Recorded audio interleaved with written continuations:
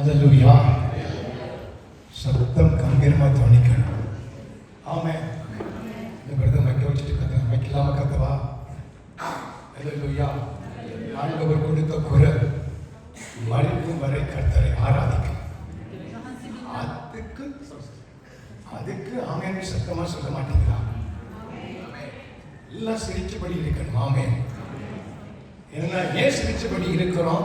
துக்கத்தில் பரிசுத்த ஆவியாவுடைய சந்தோஷம் நமக்குள்ளே இருக்கிறது. අපි දුකේදීත් ඇයි සන්තෝෂයෙන් සිටින්නේ? මක්නිසාද ස්වාමීන් වහන්සේ ශිරාත්මයන් වහන්සේ අපත් සමග සිටිනවා.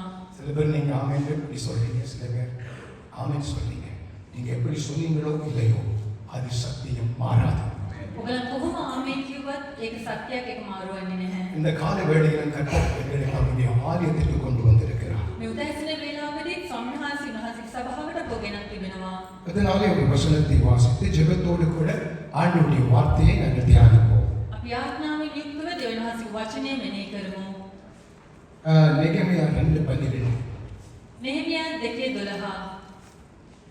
சத்தமாய் ஒருவர் எனக்காக வாசிங்க. நான் சில மற்றவரை கூட்டிக் கொண்டு ராத்திரியில் எழுந்து நகர சோதனை செய்தேன். ஆனாலும் எருசலேமுக்காக செய்யும்படி என் தேவன் என் மனதிலே வைத்ததை நான் ஒருவருக்கும் அறிவிக்கவில்லை. நான் ஓடிப்போன ஒரு சிஸ்டர், தேங்க்யூ.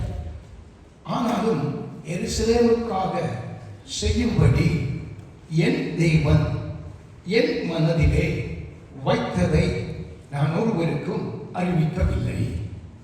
යෙරුසලම උදෙසා ස්වාමීන් වහන්සේ කරන්නට මාගේ සිතේ තිබූ කල්පනාව මම කිසි මිනිසෙකුට නොදන්වා.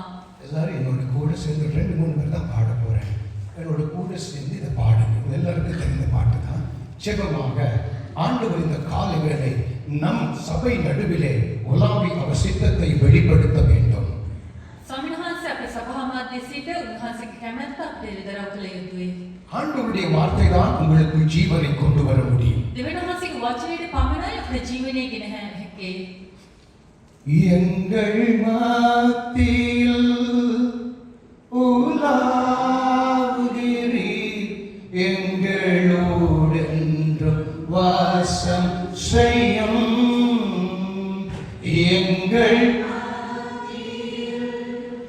உலாவுகிறீர், எங்களோடு என்றும் வாசம் செய்யும்.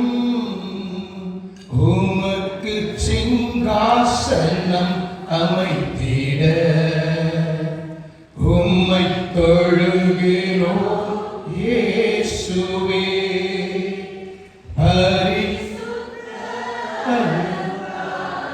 பரிசுத்தத்துடனே உம்மை தொழுகிறோம் இயேசுவே. உமக்கு சிங்காசனம், உமக்கு சிங்காசனம் அமைத்திட உம்மை துதிக்கிறோம் இயேசுவே. பரிசுத்த அலங்காரத்துடனே உம்மை தொழுகிறோம். எல்லாரோடு சொல்லுங்க, எங்கள் மத்தியிலே, எங்கள் மத்தியில்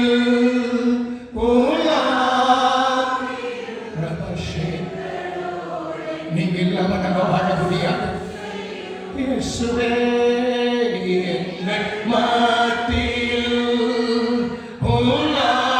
உலாவுகிறீர், எங்களோடு என்றும் வாசம் செய்யும்.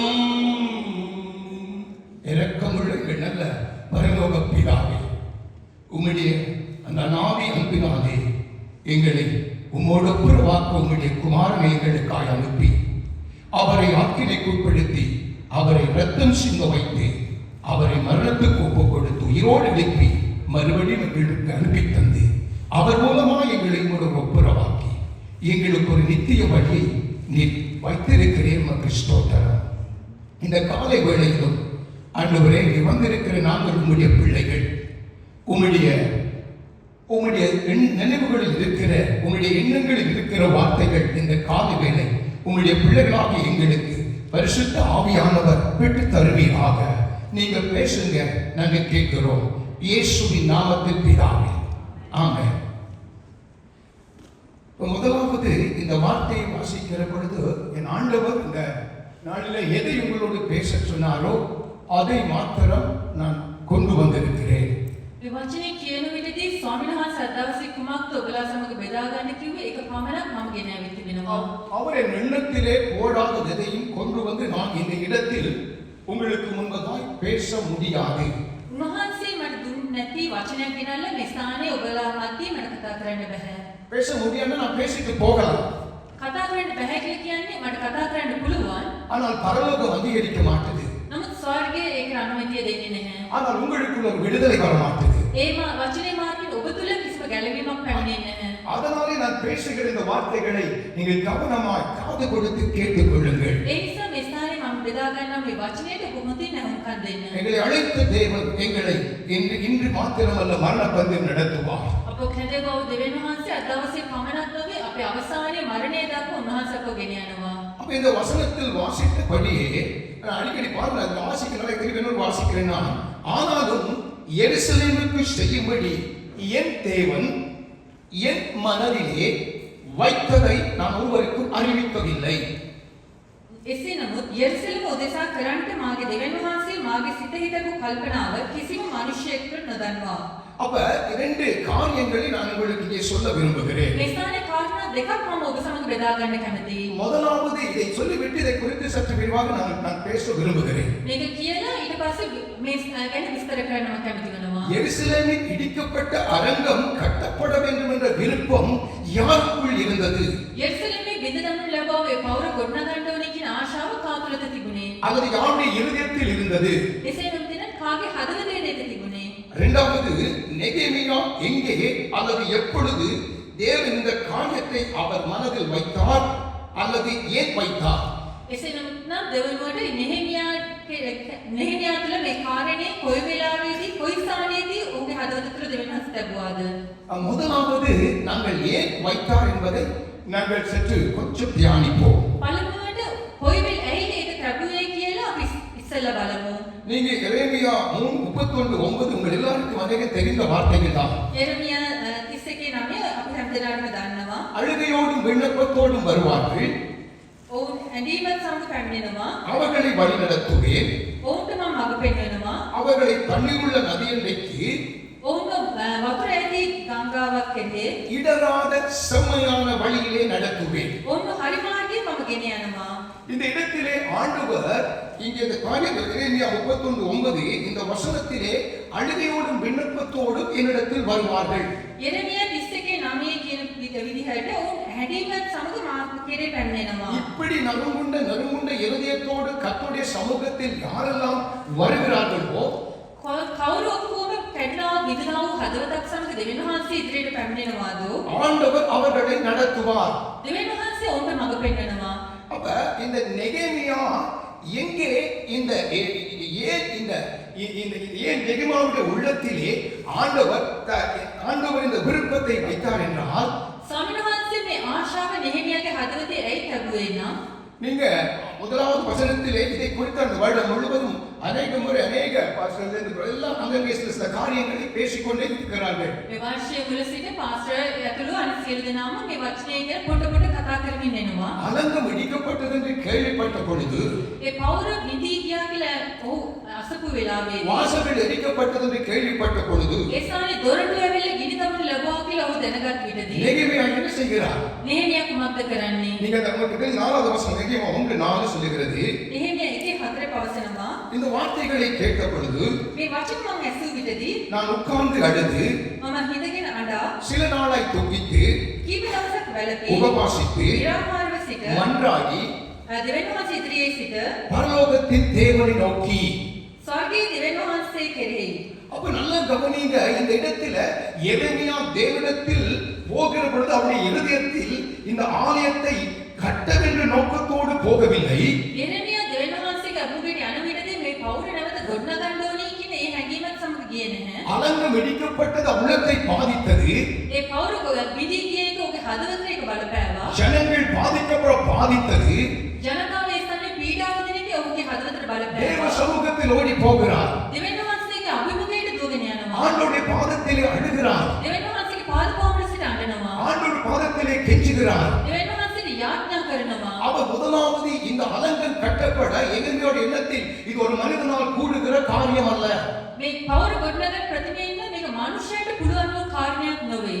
இது ஏதோ மனுஷ பலத்தினாலே இது கட்ட முடியாது. මනුෂ්‍යයන්ගේ බලයෙන් මේක ගොඩනගන්න බෑ. அதாவது நெகேமியா ராஜாவுக்கு நன்றாக அறியப்பட்டவர். එසේ නැත්නම් නෙහිමියා කියලා කියන්නේ රජතුමා හොඳින් දන්නා වූ මනුෂ්‍යයෙක්. ராஜாவிடத்தில் அவர் பின் உதவி கேட்கிறார்.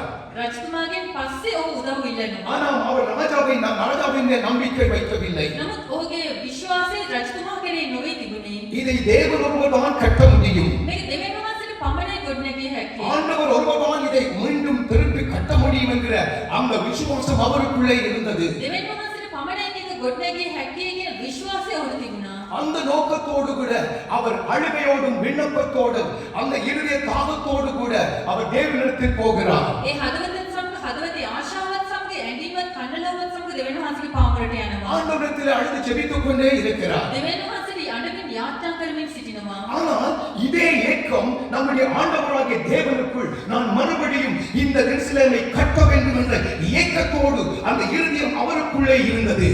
නමුත් මේ වොමනාව මේ පවුර නැවත ගොඩනගන්න ඕනේ කියලා දෙවියන් වහන්සේ හදවතේ තිබුණා.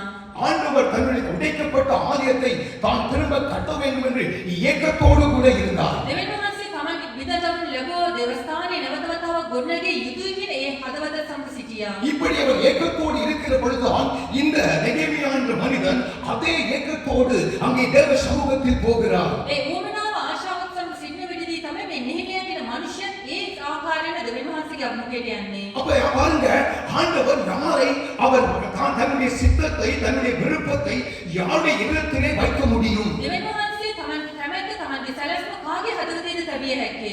அவருடைய ஏக்கத்தை சுமந்து செல்கிற அவரோடு ஒத்து போகிற ஒரு தேவனுடைய பிள்ளையின் இருதயத்துக்குள் தான் ஆண்டவர் அதை வைக்க முடியும். තමන් සමග එකතු වෙලා යනවා වූ දෙවියන් වහන්සේගේ දරුවෙක්ගේ හදවතේ තමයි ඔහුට ඒක තැබිය හැක්කේ. நல்ல கவனிங்க, எருசலேமிலே எத்தனையோ ஜனங்கள் இருந்தார்கள். යෙරුසලමේ ගොඩාරියක් මනුෂ්‍යයන් සිටියා. யாராவது அந்த இடத்துல வைத்தாரா? කවුරු හරි ඒක ඔහුගේ හදවතේ තැබුවාද? வச்சாரா இந்த ஆசையை? මේ ආශාව තැබුවාද? இல்ல. නැහැ. ஆனா எங்கேயோ தொலைதூரத்திலே எங்கேயோ இருக்கிற அந்த எருசலேம் பட்டணத்துக்காக அந்த தாகத்தோடும் அந்த ஏக்கத்தோடும் ஜெபிக்கிற நெகேமியாவை ஆண்டவர் கண்டார். නමුත් කොහෙදෝ දුර සිටියා වූ ඒ මනුෂ්‍යයේ හදවත දෙවියන් වහන්සේ නෙහිමියා කියන මනුෂ්‍යයාගේ හදවතේ තියෙන ආශාව දෙවියන් වහන්සේ දැක්කා. அப்ப நெகேமியா எங்கே ஆலயத்தை கட்டத் தொடங்கினார்? නෙහිමියා කොයි ස්ථානයේදී දේවස්ථානය ගොඩනගන්න පටන් ගත්තේ? அதை எங்கே கட்டி முடித்தார்? එසේ නොමෙතන කොහෙද ගොඩනගලා ඉවර කළේ? ஜெபத்திலே ஆலயத்தை அவர் கட்டி முடித்தார். යාඥාවෙන් යුක්තව ඒ දේවස්ථානය ගොඩනගලා ඉවර කරා. ஜெபத்திலே கட்டி முடிச்சான்னு சொன்னா நீங்க உடனே என்ன பிரதர் மற்றது பாதி அதுக்கு நான் ஆண்டதா வர்றேன். යාඥාවෙන් ගොඩනගලා ඉවර කරා කිව්වම ඔබලා මාදිස බලලා මම එක කියන්නම්. முதலாவது அவர் அந்த ஜெபத்திலே ஆலயத்தின் அந்த திட்டத்தை ஜெபத்திலே தேவன் பாருங்க நல்லா அந்த திட்டம் அந்த இருதயம் அவளை வைத்த பொழுது நீங்க ஒருவேளை கேட்கலாம் எங்க பிரதர் அப்படி இருக்கு அந்த வசனத்தை வாசிச்சேன். මේ ස්ථානේ කොහෙද එහෙම දෙයක් තියෙන්නේ කියලා ඔබ අහන්න පුළුවන්. ඒක නිසා තමයි වචනේ ඉස්සෙල්ලාම මම කියුවේ. அந்த இடத்துல அப்பதான் சொல்றேன் இருதயத்துல போட்டது யாருக்கு நான் சொல்லல. ඒ ස්ථානේ තමයි ඔහු කියන්නේ මගේ හදවතේ දෙවියන් වහන්සේ තබපුතේ මම කාටවත්ම කිව්වේ නැහැ. எங்கே அதை வைத்தார்? කොහෙද උන්වහන්සේ තබුවේ? அவருடைய ஜெப நேரத்தில் அதை வைத்தார். ඒ යාඥා වේලාවේදී ඒක තබුවා. அழுத நேரத்திலே அவர் வைத்தார். ඒ අඬපු වේලාවේදී ඒක තබුවා. ஆண்டவர் அவருடைய இருதயத்தில் தன்னுடைய விருப்பத்தை தெரிவித்தார். දෙවියන් වහන්සේ ඔහුගේ හදවතේ තමන්ගේ කැමැත්ත තමන්ගේ ආශාව තබුවා. அதனாலே இந்த காலை வேளையிலே சரி அந்த காலை அடுத்தது எருசலேம் அடுத்த காரியம் இந்த விருப்பம் ஆண்டவருக்குள்ளே இருந்தது. දෙවනුවට මේ කාරණය දෙවියන් වහන්සේ තුළ තිබුණා. எருசலேம் ஆலயத்தை கட்டணும் ஆண்டவருக்கு விருப்பம் தான் இல்லையா? මේ යෙරුසලමේ දේවස්ථානය ගොඩනගන්න ඕනි කියලා දෙවියන් වහන්සේට කැමැත්ත තිබුණාද නැද්ද? ஆலயத்தை கட்டினதை கட்ட சொன்னது யாரு? දේවස්ථානය ගොඩනගන්න කිව්වේ කවුද? ஆலயத்தை இடிக்க ஒப்பு கொடுத்தது யாரு? ගොඩනැගිල්ල ඒ දේවස්ථානයේ බිඳ දමන්න ඉඩ දුන්නේ කවුද? அதே ஆலயத்தை கட்டும்படி விரும்புகிறது யாரு? ඒ දේවස්ථානය නැවත ගොඩනගන්න ඕනි කියලා ආශාවන්නේ කවුද? ஆண்டவருடைய இருதயத்தின் நினைவுகளை நாங்கள் வெகுவாய் அறிந்து கொள்ள முடியாது. දෙවියන් වහන්සේගේ හදවතේ ආශාවන් අපිට ලෙහෙසියෙන් දැනගන්න බෑ.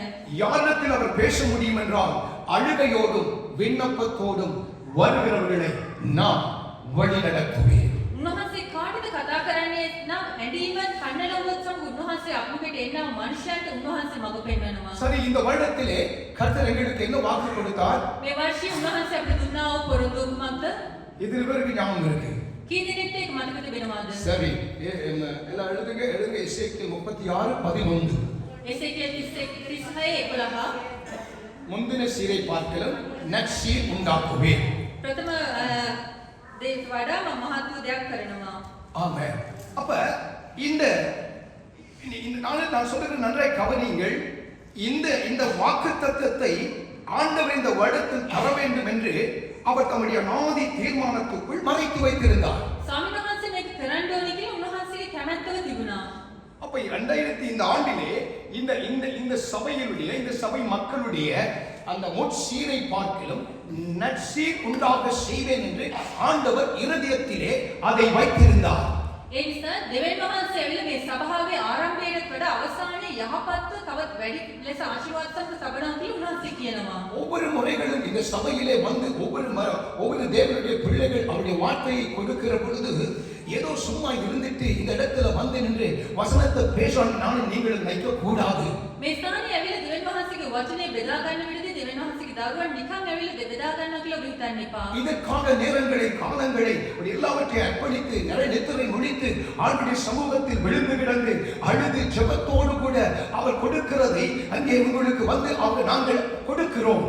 දෙවියන් වහන්සේගේ පාදුපාව වල සිට උන්වහන්සේ ඉදිරිපිට සිට අඬලා උන්වහන්සේ දෙන්නා වචනේ අරගෙන ගෙනල්ලා මේ ස්ථානේ අපි ඔබත් සමග බෙදාගන්නේ. அப்ப இந்த வார்த்தையை அருமையான பாஸ்டர் 2000 இந்த ஆண்டின் முதலாம் தேதியிலே எங்களுக்கு அதை கொடுத்தார். මේ අපේ සභා පාලකවරයා මේ වර්ෂයේ ප්‍රථම දවසේදී පළවෙනි දවසේදී වචනේ අපිට දුන්නා. அப்ப இந்த ஏக்கம் இந்த சபையை குறித்தான ஏக்கமும் இந்த சபையின் குடும்பங்களை குறித்தான அந்த தாகத்தை கர்த்தர் அந்த தன்னால் அழைக்கப்பட்ட மகனுக்குள் அதை வைத்திருந்தார். මේ සභාව සම්බන්ධයෙන් මේ ආශාව උන්වහන්සේ කැමැත්ත මේ සභාවේ පාලකවරයා තුල ස්වාමීන් වහන්සේ තබා තිබෙනවා. இதற்காக எவ்வளவு காலம் பாஸ்டர் ஆண்டோட சமூகத்தில் அழுதாருன்னு நான் அறிகிறேன். මේ වෙනුවෙන් දෙවියන් වහන්සේගේ පාදපාව වල සිට කොතරම් කාලයක් පාස්ටර් ඇඬුවද කියලා මම දන්නේ නැහැ. ஆனால் தேவ சமூகத்தில் சபைக்காக சபை குடும்பங்களுக்காக ஆண்டவரே இந்த வருடத்திலே நான் உம்முடைய ஜனங்களுக்கு இந்த பிள்ளைகளுக்கு எந்த வார்த்தையை சொல்ல வேண்டும் என்று அழுகையோடும் விண்ணப்பத்தோடும் அவர் விழுந்து கிடந்திருப்பார். නමුත් ස්වාමීනි මගේ දරුවන්ට ඔබ වහන්සේගේ දුන්නා වූ මේ සභාවට දෙන්න අවශ්‍ය වචනේ ලබා දෙන්න කියලා උන්වහන්සේගේ පාදපාව වල උන්වහන්සේ පාස්ටර් ඇවිල්ලා ගොඩාක් වෙලා සිටින්න ඇති. அந்த வார்த்தையை அவர் பெற்றுக்கொண்டார். ඒ වචනේ උ ලබා ගත්තා. இந்த வசனத்தை நம் சபை நடுவிலே அவர் சொன்னார். ඒ වචනේ මේ සභාව මැදේ ඔහු බෙදාගත්තා. அப்ப இந்த வார்த்தையை நாங்கள் எந்த அளவிற்கு நாங்கள் எங்களுக்குள்ளே எடுத்துக் கொண்டிருக்கிறோம். මේ වචනේ කොයිතරම් දුරට අපිට කියලා අපි බාරගෙන තිබෙනවද? இது பாஸ்டர் சொன்ன அவருடைய விருப்பம் அல்ல. මේක පාස්ටර් කිව්වා ඔහුගේ කැමැත්ත නොවේ. அதற்கு பின்பதாக அதற்குரிய ஆலோசனைகள் சொன்ன ஒவ்வொரு பிரசங்கிமார்களுடைய விருப்பமும் அல்ல. ඒ නොමිතෙන් ඊට ප්‍රථමයෙන් ඇවිල්ලා අනුශාසනා දුන්නා වූ දේශනා කරව මනුෂ්‍යයන්ගේ වචන නොවේ. என்னுடைய உங்களுடைய குடும்பம் கட்டப்பட வேண்டும் என்று பரலோகத்தின் தேவன் அவர் திட்டம் பண்ணினதனாலே அதை தன்னோடு இருக்கிற பிள்ளைகளுக்கு வெளிப்படுத்தி சபை நடுவிலே உங்கள் முன்பாக அந்த ஆவியாயும் ஜீவன் வர்க்க வார்த்தைகளை அவர் உங்களுக்கு தெரிவிக்கிறார். ඔබේ සහ මගේ පෞල් ජීවිත පෞල මේ සභාව ගොඩනගන්න අවශ්‍යයි කියලා දෙවියන් වහන්සේ තමන්ගේ කාමර සිටිනා වූ දරුවාට උන්වහන්සේගේ වචනේ දීලා ඒක අපිට ලබා දී තිබෙනවා. அப்ப ஆண்டவர் அதை நிர்ணயம் பண்ணி இருக்கிறார். ස්වාමීන් වහන්සේ ඒක ස්ථාවර කර තිබෙනවා. ஆண்டவர் தீர்மானம் பண்ணி இருக்கிறார். උන්වහන්සේ ඒක තීරණය කර තිබෙනවා. அவர் நிர்ணயம் பண்ணது நிலைநிற்கும். උන්වහන්සේ තීරණය කරපු දේ ඒක සදාකාලික அவர் நினைத்தது நடக்கும். උන්වහන්සේ සිතන දේ සිදුවන්න යනවා. அதற்காக அவருடைய கரம் இந்த சபை ஒவ்வொரு குடும்பங்கள் மேலே நீட்டப்பட்டிருக்கிறது. ඒ වෙනුවෙන් උන්වහන්සේගේ දෑත මේ සභාව සියලුම පෞල් පිට තිබෙනවා. அவருடைய கரத்தை திருப்பத்தக்கவன் யார்? උන්වහන්සේගේ අත හරවන්න පුළුවන් කාටද? ஏசாயா 14:24-27 යෙසායා 14:24-27 வாசிங்க அந்த வசனத்தை வாசிச்சு சத்தமா வாசிங்க. சேனைகளின் கர்த்தர் இப்படி நிர்ணயித்திருக்கிறார். யார் அதை வியர்த்தமாக்குவார்? அவருடைய கை நீட்டப்பட்டிருக்கிறது. யார் அதை திருப்புவார்? 27 வாசிங்க சார். 24 வாசிங்க. நான் நினைத்திருக்கிறபடியே நடக்கும். நான் நிர்ணயித்தபடியே நிலைநிற்கும் என்று சேனைகளின் கர்த்தர் ஆணையிட்டு சொன்னார். ஆமென். இந்த ரெண்டு வசனங்களையும் பாத்தீங்களா? මේ වචන දෙකම හොඳින් බලන්න. என்னிடத்தில் சொல்லுது தேவன் தாம் செய்கிறதை முன்கூட்டியே அறிந்திருக்கிறார். එක් තවත් ස්ථානයක් කියනවා දෙවියන් වහන්සේ තමන් කරන්න යනා වූ දේ වේලසනින්ම දන්නවා කියලා. இன்றைக்கு இந்த வாக்குத்தத்தத்தை பெற்று 3வது மாதத்தில் நாங்கள் வந்து நிற்கிறோம். இன்னும் வரல. මේ පොරොන්දුවේ වචන අරගෙන අපි 3 වෙනි මාසෙට ඇතුළත් වෙන්න යනවා. இந்த 2 மாதங்களிலே இந்த வசனத்தை குறித்து இந்த வார்த்தையின் அந்த வெளிச்சத்தை எவ்வளவாய் நானும் நீங்களும் எங்களுடைய வாழ்க்கைக்குள்ளே எடுத்துக்கொண்டிருக்கிறோம். මේ මාස දෙක ඇතුළත කොයිතරම් දුරට මේ වචනේ ආලෝකය ඔබගේ මගේ ජීවිතය ඇතුළත අපි පිළිගරගෙන බාර අරගෙන තිබෙනවාද? இது வருடாவருடம் தருகிற ஒரு வார்த்தை தானே என்று வேண்டி வைத்துவிட்டு அப்படியே இருக்கிறோமா? මේක හැම අවුරුද්දේම දෙන්න වචනයක් නේ කියලා අරගෙන එහෙමම අපි සිටිනවාද? இந்த தெளிவும் இந்த உணர்வும் சபையில் இருக்கிற ஒவ்வொரு தேவனுடைய பிள்ளைகளுக்கு அது உண்டாக வேண்டும். මේ පැහැදිලිභාවය මේ දැක්ම මේ සභාවේ සිටින සීලෝම දරුවන් තුළ තිබිය යුතුයි. இது பரலோக தேவனுடைய எண்ணத்திலே நினைவுகளிலே இருதயத்திலே இருந்த வார்த்தை இந்த ஆண்டிலே எங்களுக்கு முன்பாக அது வெளிப்படுத்தப்பட்டிருக்கிறது. මේක ස්වර්ගීය දෙවියන් වහන්සේගේ සිතුවිලි තුළ උන්වහන්සේගේ හදවතේ තිබුණා වූ දේ මේ වර්ෂයේ අපට එල්දරව් වී තිබෙනවා. இதை அவர் செய்ய முடியும். මේක උන්වහන්සේට කරන්න පුළුවන්. அவரை யாரும் தடுக்க முடியாது. උන්වහන්සේට නවත්තන්න කාටවත් அவரை බැහැ. யாரும் தடை பண்ண முடியாது. උන්වහන්සේට බාධා කරන්න කාටවත් බැහැ. ஆமென் சொல்ல மாட்டீங்களா? ආමේන් කියන්නේ නැද්ද? அல்லேலூயா. வேறு சொன்னால் சிரிச்சுட்டு கை தட்டுவீங்க. ஆனா இந்த காலை வேளையிலே அவரை தடை பண்ண எந்த யாரும் முடியாது. උදැසන වේලාවේදී උන්වහන්සේට බාධා කරන්න නවත්තන්න කාටවත් බැහැ. ஆனா නමුත් வாக்குத்தத்தத்தை பெற்ற நானும் நீங்களும் அதை தடை பண்ண முடியும், தாமதம் பண்ண முடியும். නමුත් පොරොන්දුවේ වචනේ ලැබුවා වූ ඔබයි මමයි මටයි පුළුවන් ඒක නවත්වන්න ඒක ප්‍රමාද කරන්න. அல்லேலூயா. வாக்குத்தத்தம் தந்தவர் இந்த வார்த்தையை செய்ய என்னுடைய வாழ்க்கையிலே செய்து முடிக்க வல்லமை உள்ளவரா இல்லையா? පොරොන්දු දුන්නා වූ දෙවියන් වහන්සේට මේක අපේ ජීවිතේ කරන්න බලය තිබෙනවද නැද්ද? சபையில எல்லாம் ஆமென் சொல்லணும் அல்லது தலையெல்லாம் ஆட்டிடணும். அல்லேலூயா. සභාවේ සිටින ඔබ ආමේන් කියන්න නැත ඔළුව හරි நான் කොල්ලන්න. ஏதோ என்ன குறிச்சு கேட்கல. මං ගැන අහන්නේ නැහැ. வாக்குத்தத்தம் தந்தவர் நீங்க ஆண்டவரே ஸ்தோத்திரம் ஸ்தோத்திரம் துதிக்கிற நம்பிக்கிற விசுவாசம் உள்ள அவரை குறித்து உங்கள் முன்னால் பேசிக் கொண்டிருக்கிறேன். පොරොන්දුවේ වචන දුන්නා වූ ඒ දෙවියන් වහන්සේගේ වචනේ ගැන තමයි මම මේ ස්ථානයේ කතා කරන්නේ. இருதயத்தின் நினைவினால் வாய் பேசும். හදවතේ තිබෙන දේන් තමයි අපේ මුඛේ විවර කරලා අපි කතා කරන්නේ. அவரால முடியும். උන්වහන්සේට පුළුවන්. என் முற்சீரை பார்க்கலும் நற்சீர் எனக்கு உண்டாகும். මගේ ආරම්භයට වඩා අවසානයේදී මහත් දෙයක් දෙවියන් වහන්සේට කරන්න පුළුවන්. அதை உண்டாக்க அவராலே முடியும். ඒක ඉෂ්ට කරන්න උන්වහන්සේට පුළුවන්. ஆனால் இங்கே ஒரு காரியம் இருக்கிறது. නමුත් මේ ස්ථානයේ තව දෙයක් තිබෙනවා. வாக்குத்தத்தத்தை பெற்ற ஜனங்களாகிய நாங்கள் அதை தாமதம் பண்ண முடியும் அல்லது அதை அவர் கிரியை வெளிப்படுத்த முடியாதபடி தடுக்க முடியும். පොරොන්දුවේ වචන ලැබුවා වූ ඔබටයි මටයි පුළුවන් ඒක සිදුවන්නේ නැති වෙන්න බාධා කරන්න එසේ නොමෙතන ඒක කල් යවන්න. முந்தின ஒரு சீர் என்று சொல்லப்படுகிற வசனத்திலே ඒ වචනේ කියන ආරම්භයේ තිබ්බා වූ ඒ දේ.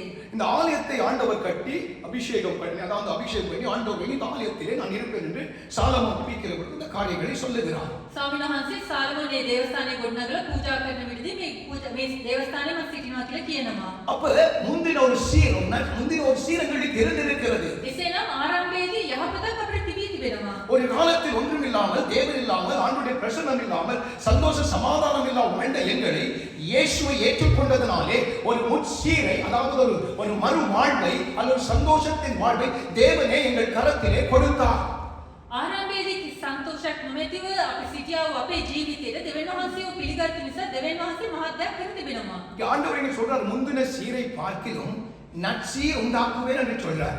ස්වාමීන් වහන්සේ කියනවා ආරම්භයේ තිබුවා වූ යහපතට වඩා මහත් වූ දෙයක් මම කරනවා කියලා. ஆனால் இந்த முந்தின சீரை எங்கே நாங்கள் தவற விட்டோம்?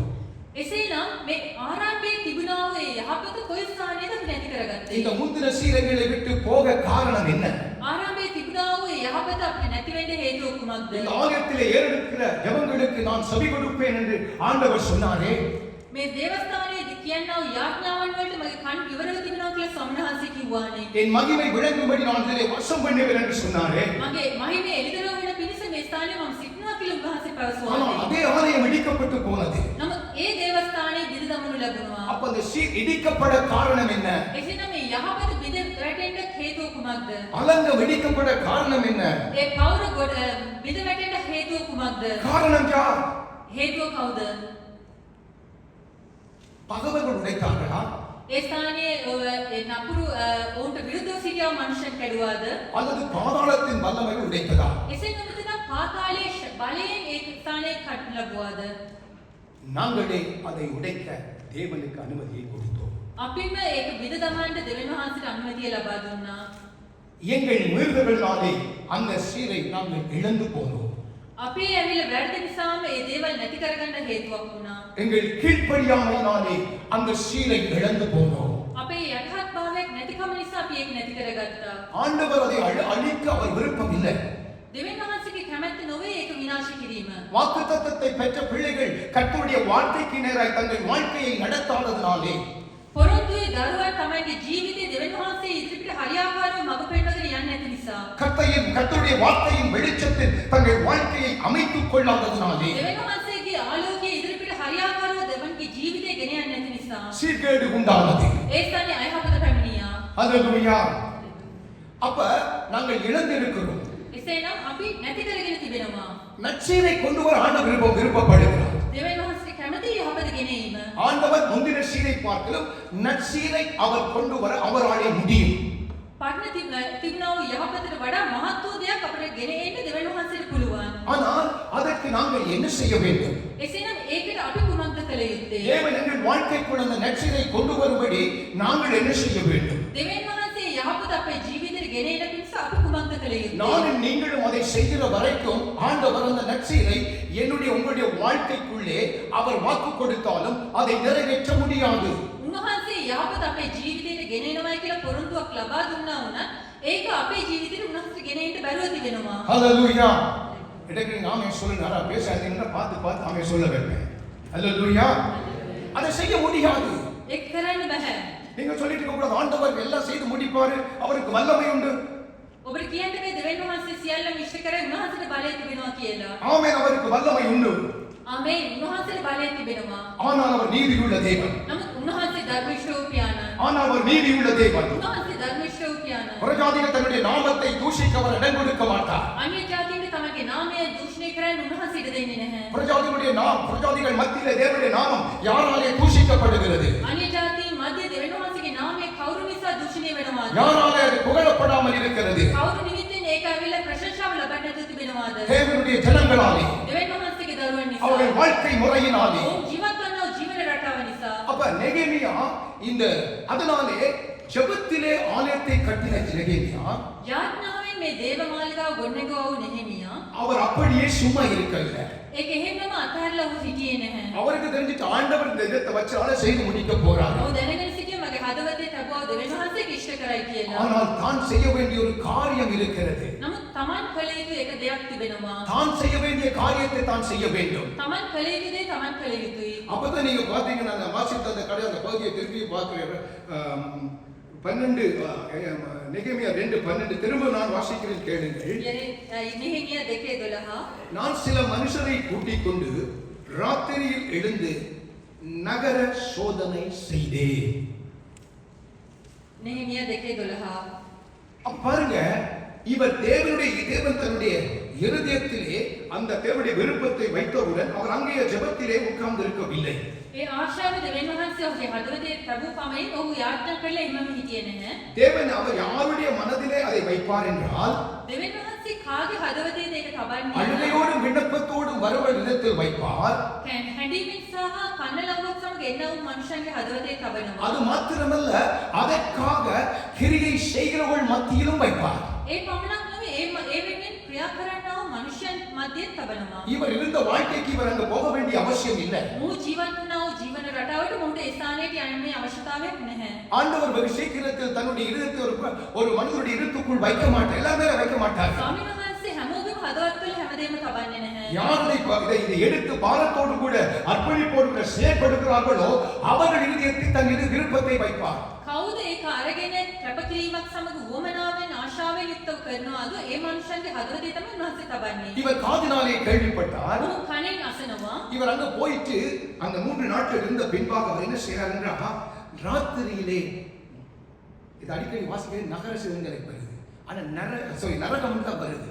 ஆனா பாருங்க இதுல போட்டு நகர சோதனை செய்தேன். නමුත් මේ ස්ථානයේ ඇවිල්ලා ඔහු කියන්නේ ඔහු ඒ නගරේ ඇවිල්ලා බලන්න යනවා. நீங்க அங்கால பாத்தீங்கன்னா 12 பாராட்ட எங்க போறாரு, எங்க வராரு, எப்படி அடிக்கப்பட்டிருக்கு, எப்படி உடைக்கப்பட்டிருக்கு எல்லாம் வடிவா பாக்குறாரு. ඔහු ඒ ස්ථානයේ ගිහිල්ලා කොයි ස්ථානයේද කැඩී බිඳී තිබෙන්නේ, කොයි ආකාරයෙන්ද මේක විනාශ වෙ තිබෙන්නේ, මේ සියල්ලම ගිහිල්ලා බලනවා. எந்த விதத்திலே சேதம் காணப்படுகிறது, කොයි ආකාරයෙන්ද මේ ගොඩනැගිලි මේ පාළුතුඹ කොයි ආකාරයෙන්ද තිබෙන්නේ, இந்த பகுதி உடைந்திருக்கிறபடியினாலே இதனாலே வருகிற ஆபத்து என்ன? මේ ස්ථානයේ කැඩී බිඳී තිබෙන නිසා මෙතනින් එන්නා වූ ආපදාවන් කුමක්ද? இதை நான் எப்படி சரி செய்ய முடியும்? මේක කොහොමද මම නැවත ගොඩනැගිය හැක්කේ? அப்படியாய் அவர் சுற்றி பார்க்கிறார். ඒ ආකාරයෙන් ඔහු ඒ ස්ථානයේ වටපිට බලනවා. காலத்திலே அவர் அங்கே தற்பரிசோதனை பண்ணுகிறார். ඒ ස්ථානයේ රාත්‍රී මොහොතේ ඔහු ගිහිල්ලා ඒ ස්ථානයේ පරීක්ෂා කර බලනවා. அதனால இந்த காலை வேளையிலே கர்த்தருடைய ஆவியானவர் சொல்லுகிற காரியம், මේ ස්ථානයේ දෙවියන් වහන්සේ කියනා වූ කාරණය, இந்த வாக்குத்தத்தத்தை கர்த்தர் இந்த வருடத்தில் என்னுடைய உங்களுடைய வாழ்க்கையிலே அதை பரிபூர்ணமாய் நிறைவேற்ற வேண்டுமானால் මේ පොරොන්දු දෙවියන් වහන්සේ අපේ ජීවිතවල පරිපූර්ණ ලෙස ඉෂ්ට කිරීමට අවශ්‍යයි නම් எங்களை தற்பரிசோதனை பண்ண வேண்டும். අපි අපිවම සෝදිසි කර බැලිය යුතුයි. எங்கள் வாழ்க்கையை ஆராய்ந்து பார்க்க வேண்டும். අපේ ජීවිතය අපි විචාරා බැලිය යුතුයි. எங்களை நாங்கள் நன்றாய் உட்கார்ந்து ஆராய்ந்து பார்க்க வேண்டும். අපි හොඳින් අපේ ජීවිතේ විචාරා බැලිය යුතුයි. முதலாவது நான் என்னை ஆராய்ந்து பார்க்க வேண்டும். ප්‍රථමයෙන්ම මාව විචාරා බැලිය යුතුයි. ரட்சிக்கப்பட்ட நாட்டில் இந்த சீர் இப்பொழுது எங்களுக்கு இருக்கிறதா? ගැලීම් ලැබුවෝ කාලයේ තිබුණා මේ යහපත අපේ ජීවිතේ තිබෙනවාද? ரட்சிக்கப்பட்ட நாளிலே கர்த்தர் கொடுத்த சந்தோஷமும் சமாதானமும் மகிழ்ச்சியும் என்னுடைய உள்ளத்தில் இருக்கிறதா? ගැලීම් ලැබුවෝ කාලයේ අපේ ජීවිතේ ආවා වූ සන්තෝෂය සමාදානය දැන් මේ දවස්වල තිබෙනවාද? ரட்சிக்கப்பட்ட நாளிலே எல்லாரையும் மன்னிக்கிற அந்த இருதயம் எனக்குள் இருக்கிறதா? ගැලීම් ලැබුවෝ අලුත මගේ හදවතේ තිබුණා වූ ඒ සමාධියේ හදවත මට දැන් තිබෙනවාද? ஏன் இந்த சீர் கெட்டுப் போனது? ඇයි මේක දැන් නැති වෙලා ගිහින් ஏன் இந்த තිබෙන්නේ? அலங்கம் இடிக்கப்பட்டிருக்கிறது? ඇයි මේ පවුරු බිඳී ගොස් තිබෙන්නේ? ஏன் வாசல்கள் சுட்டெரிக்கப்பட்டது? ඇයි වගේ දොරටු ඇවිල්ලා ගින්නේ දවා තිබෙන්නේ? எங்களை நாங்கள் ஆராய்ந்து பார்க்க வேண்டும். අපි අපිව විචාරා බැලිය යුතුයි. ராக்காலத்திலே எழுந்திருந்து கர்த்தருடைய சமூகத்தில் நானும் நீங்களும் எங்களை ஆராய்ந்து பார்க்க வேண்டும். රාත්‍රී මොහොතේ නැගිට සිට ඔබවයි මාවයි අපි විචාරා බැලිය යුතුයි. எவ்வளவாய் தேவ சமூகத்தில் போய் எங்களை ஆராய்ந்து பார்க்கும்படி உட்கார்ந்து இருக்கிறோம். කොයිතරම් දුරට අපි දෙවියන් වහන්සේගේ අභිමුඛයේ සිට අපි විචාරා බලන නිසා අපි සිටිනවාද? ஒரு மாயமானம் பண்ணுகிற வாழ்க்கை நானும் நீங்களும் வாழ முடியாது. ඒක මායාවක් වූ ජීවිතයක් ඔබටයි මටයි ගත කරන්න බෑ. முடியும், ඒක පුළුවන්. ஒரு பிரயோஜனம் இல்லை. නමුත් කිසි ප්‍රයෝජනයක් නැහැ. எல்லாருக்கும் முன்னால இந்த இடத்துல நான் தைரியமா ஊன்னு பேச முடியும். හැමෝගෙම ඉස්සරහට මේ ස්ථානයේ හොඳට කතා කරන්න මට පුළුවන්. ஆனால் உள்ளே அலங்கங்கள் இடிக்கப்பட்டு கொண்டிருக்கிறது. නමුත් ඇතුළාන්තයේ ඒ පවුරු ඔක්කොම කැඩී බිඳී ගොස් තිබෙනවා. கொஞ்சம் கொஞ்சமாய் பூச்சி அரித்தது போல அங்கங்கே வேலிகள் கல்யாணங்கள் அரித்தது போல அரிக்கப்பட்டு கொண்டிருக்கிறது. ඒ ටිකින් ටික වේයන් කෑව ප්‍රකාරයෙන් ඒ සියල්ලම ඇවිල්ලා කැඩී බිඳී ගොස් තිබෙනවා. அதனாலதான் அவர் என்னிடத்திலே வசனம் சொல்லுகிறது, சீயோன் குமாரத்தியே ராக்காலங்களில் எழுந்திருந்து நதி அளவு கண்ணீர் விடு என்று வார்த்தை சொல்லுகிறது. ඒ නිසා තමයි වචනේ කියන්නේ සියොන් කුමරිය ඔබ රාත්‍රී මොහොතේ නැගිට සිට ගංගාවක් මෙන් ඔබේ කඳුළු ඇවිල්ලා සරන්න කියලා. தேவன் தான் தன்னால் அழைக்கப்பட்ட தன்னுடைய ஜனங்கள் வெட்கப்பட்டு போவதையும் பிரச்சனையில் வாழுகிறதையும் போராட்டத்தில் இருக்கிறதையும் அவர் விரும்புகிற தேவன் அல்ல. දෙවියන් වහන්සේ තමන් පැදුම් ලැබූ ජනතාව වේදනාවෙන් ලැජ්ජාවෙන් යුතු ජීවත් වෙන එක උන්වහන්සේගේ කැමැත්ත නොවේ ඒක. தன்னுடைய ஜனங்களுக்காக தேவன் யுத்தம் பண்ணினார். තමන්ගේ ජනතාවෙන් උන්වහන්සේ යුද්ධ කෙරුවා. பார்வோனோடு யுத்தம் பண்ணினார். පාරවන් සමග උන්වහන්සේ යුද්ධ எத்தனையோ කෙරුවා. ராஜாக்களை சங்கரிக்க உதவி செய்தார். කොච්චරද රජවරුන්ගේ ජය ගන්න උන්වහන්සේ උදව් அடிமை කෙරුවා. தளத்திலிருந்த இஸ்ரவேல் ஜனங்களுக்கு ஒரு தேசத்தை கொடுத்தார். පහල් භාවයේ සිටෝ ඉස්රායෙල් මනුෂ්‍යයන්ට උන්වහන්සේ දේශයක් ලබා දුන්නා. ஆனால் கர்த்தரை அவமதித்தார்கள். නමුත් දෙවියන් වහන්සේව අවමානයට ලක් කරා. ஆண்டவரை புறமே தள்ளினார்கள். දෙවියන් වහන්සේව අයින් කර තැබුවා. அப்ப இந்த நல்ல காலை வேளையிலே நன்றாய் கவனிங்க. මේ උදැසන වේලාවේදී හොඳින් අහගන්න. இதற்கு நான் இன்று பேச முடியும். මේ ස්ථානයේ සිට මම කතා කරන්න. நீங்களும் அந்த இடத்தில் இருக்க முடியும். ඔබත් ඒ ස්ථානයේ සිටින්න පුළුවන්. நற்சீர் உண்டாக வேண்டுமானால் නමුත් යහපත ඇතිවන්න නම් நான் ஒரு சில வசனங்களை இங்க வாசிக்க போகிறேன். මම වචන ටිකක් මේ ස්ථානයේ කියවන්න යනවා. பேசுகிற பொழுதே உள்ளத்தின் ஆழத்தில் அந்த வசனத்துக்கு அந்த எங்கெங்கே ஆண்டவர் உங்களோடு பேசுகிறாரோ அதை மன்னித்து உள்ளத்தால் ஆண்டோட பேசுங்க. ஆண்டோட சொல்லுங்க, இந்த காரியம் எனக்குள் இருக்கிறது, இந்த காரியத்தை நான் விழுந்து போனேன் என்று மனம் திரும்புகிற பட்சத்தில் தான் நற்சீரை நாங்கள் திருத்திக் கொள்ளுகிற பொழுதுதான் நற்சீர் வர முடியும். මේ වචනේ කියන විටදීම ඔබගේ හදවතෙන් ඔබ දෙවියන් වහන්සේගෙන් ඉල්ලන්න, ස්වාමිනී මේ ස්ථානවල මම පැටි ගොස් තිබුණා මට උදව් කරන්න කියලා. ඒ ආකාරයට ඔබ කියන විටදී තමයි නැවත මේ යහපත අපේ ජීවිතයට පැමිණිය හැක්කේ. எசேக்கியேல் எழுதின நிருபம் 8வது அதிகாரம் එසේකියේල් 8 වෙනි පරිච්ඡේදය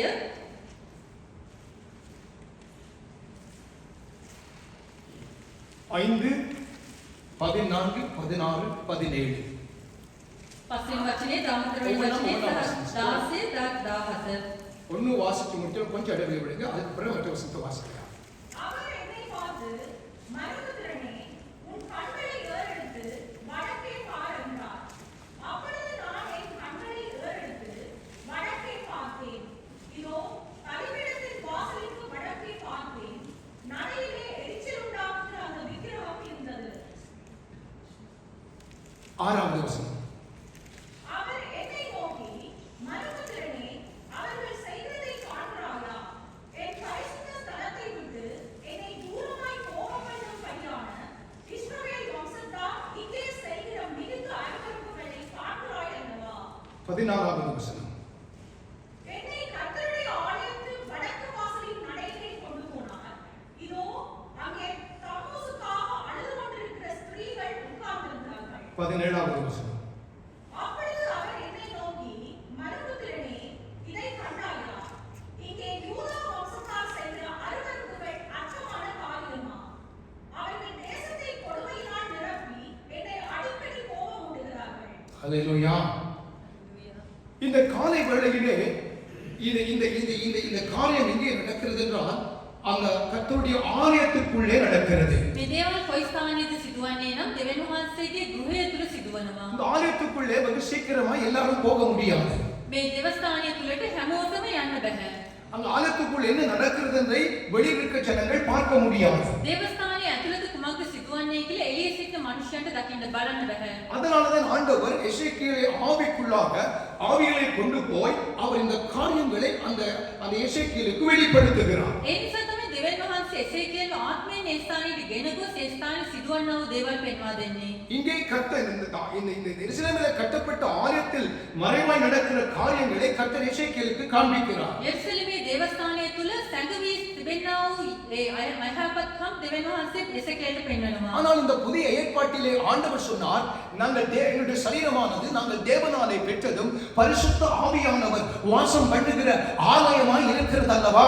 අලුත් කිවිසුමේ කියනවා අපේ ශරීරයේ අපි දෙවියන් වහන්සේගෙන් ලැබුණා වූ ශුද්ධාත්මයන් වහන්සේ වාසය කරනා වූ මාලිගාව කියලා. நீங்களே நான் தேவன் வாசம் பண்ணுகிற ஆலயமாய் இருக்கிறீர்கள். ඔබම දෙවියන් වහන්සේ වාසය කරනා වූ දේවස්ථානයේ සිටිනවා. இந்த ஆலயத்துக்குள்ளே அந்தரங்கத்தில் நடப்பதை யாரும் பார்க்க முடியாது. මේ දේවස්ථානය තුල ඇතුළාන්ත සිදුවන්නා වූ කිසිම දෙයක් කාටවත්ම පෙනෙන්නේ නැහැ. எல்லாரும் சேர்ந்து பேச முடியும், හැමෝම hina වෙලා කතා කරන්න. எல்லாரும் கை கொடுக்க முடியும். හැමෝටම අත දෙන්න පුළුවන්. ஆனால் உங்களுக்குள் நடக்கிற அந்தரங்கமான காரியங்களை தேவன் அறிந்திருக்கிறார். නමුත් ඔබේ හදවත ඇතුළත සිදුවන්නා වූ දේවල් රහසින් වෙන්නා වූ දේවල් දෙවියන් වහන්සේ දකිනවා. எபிரேயர் 4:13 என்று நினைக்கிறேன். அவருடைய பார்வைக்கு மறைவான சிருஷ்டி ஒன்றுமில்லை, அவருடைய கண்களுக்கு முன்பாய் சகலமும் வெளியரங்கமும் நிர்வாணமாய் இருக்கிறதா. හෙබ්‍රෝ 4:13 කියනවා උන්වහන්සේගේ දැස් වලින් වැසිලා කිසිම දෙයක් නැහැ. උන්වහන්සේගේ දැස් ඉදිරියට සියල්ලම එළිදරව්ව තිබෙනවා කියලා. எந்தெந்த காரியங்கள் நான் வாசித்த அத்தனை வசனங்களிலே எந்தெந்த காரியங்கள் கர்த்தர் இயேசுவை மறுபடியும் சிலுவையில் அடைகிற காரியங்களாய் செய்து கொண்டிருக்கிறோம். අපේ ජීවිතේ මොන මොන දේවල් ස්වාමීන් වහන්සේව නැවතමම කුර්සිය ඇනිගසන ලෙස දේවල් වල තිබෙනවාද? பிதாவாகிய தேவன் தம்முடைய அன்பினாலே குமாரனாகிய கிறிஸ்து மூலமாய் அவருக்கு பகையாயிருந்த என்னையும் உங்களையும் அவருடைய இரத்தத்தினாலே எங்களோடு கூட உடன் சமாதானம் பண்ணினார். පියාණන් වහන්සේ දෙවියන් ක්‍රිස්තු වහන්සේගේ රුධිරය මාර්ගයෙන් උන්වහන්සේට හතුරෙකු සිටියා වූ අපිව උන්වහන්සේ සමග සමාදාන කරලා එකතු කරගත්තා. நரக ஆக்கினைக்கு குறிக்கப்பட்ட எங்களை பரலோகத்தின் வாழ்க்கைக்காக அவர் எங்களை கிறிஸ்து மூலமாய் அவர் மறுபடி திருப்பி கொண்டு வந்தார். විනාශයට කැපකරන ලැබුවව අපව නැවත වතාවක් ක්‍රිස්තු වහන්සේ මාර්ගයෙන් උන්වහන්සේ දෙසට හරවලගෙන ආවා. அவருடைய ஆவியை எங்களுக்கு கொடுத்தார். උන්වහන්සේගේ ආත්මය අපට ලබා දුන්නා. அப்ப நாங்க இந்த காலை வேளையிலே அவர் தங்கி வாசம் பண்ணுகிற இந்த ஆலயத்தை தற்பரிசோதனை பண்ண வேண்டும். එසේනම් මේ උදෑසන වේලාවේදී උන්වහන්සේ වාසය කරන්නා වූ මේ දේවස්ථානය අපි විචාරා බැලිය යුතුයි. நாங்கள் என்ன செய்து கொண்டிருக்கிறோம்? අපි කුමක්ද කරගෙන සිටින්නේ? தேவன் தம்மை பரியாசம் பண்ண வேண்டாம். දෙවියන් වහන්සේ උන්වහන්සේට පරිභව කරන්න අප කරනවා. ஆண்டவருக்கு யார் எதை மறைக்க முடியாது. දෙවියන් වහන්සේට සංගමයට කාටවත්ම බෑ. பலிபீடத்தில் நிற்க வந்து உட்கார்ந்திருக்க அத்தனை பேர் யார் மறைக்க முடியாது. මේ ස්ථානයේ සිටිනා වූ අය සහ මේ ස්ථානයේ වාඩි වෙලා සිටින ඔබ සියලු දෙනාම කරන්නා වූ දේවල් සැකවී නැහැ. ஆண்டவருடைய கண்கள் எங்கும் உற்று பார்த்து கொண்டிருக்கிறது. දෙවියන් වහන්සේගේ දැස් සෑමදේම බලාගෙන සිටිනවා. எந்தெந்த காரியங்களிலே விழுந்து போய் இருக்கிறோம், කොයි කොයි ස්ථානවල අපි වැඩි තිබෙනවා. அவரை வேதனைப்படுத்தும்படி செய்கிற காரியங்கள் என்ன? උන්වහන්සේ වේදනාවට පත්වෙන්න පිට තිබෙනා වූ කාරණාවන් කුමක්ද? அவர் நச்சை உண்டாக்குவீர் என்று அப்படியே இருப்போமானால் அந்த நச்சை எனக்கு உங்களுக்கு வர முடியாது. උන්වහන්සේ යහපත කරයි කියලා අපි වාඩි වෙලා සිටිනවා නම් උන්වහන්සේට බෑ ඒක අපේ ජීවිතේ ඉෂ්ට කරන්න. வாக்குத்தத்தங்கள் வாழ்க்கையிலே பரிபூர்ணப்பட வேண்டுமானால் முதலாவது அவருடைய ஆலயத்தை நாங்கள் எப்படி பார்க்கிறோம்?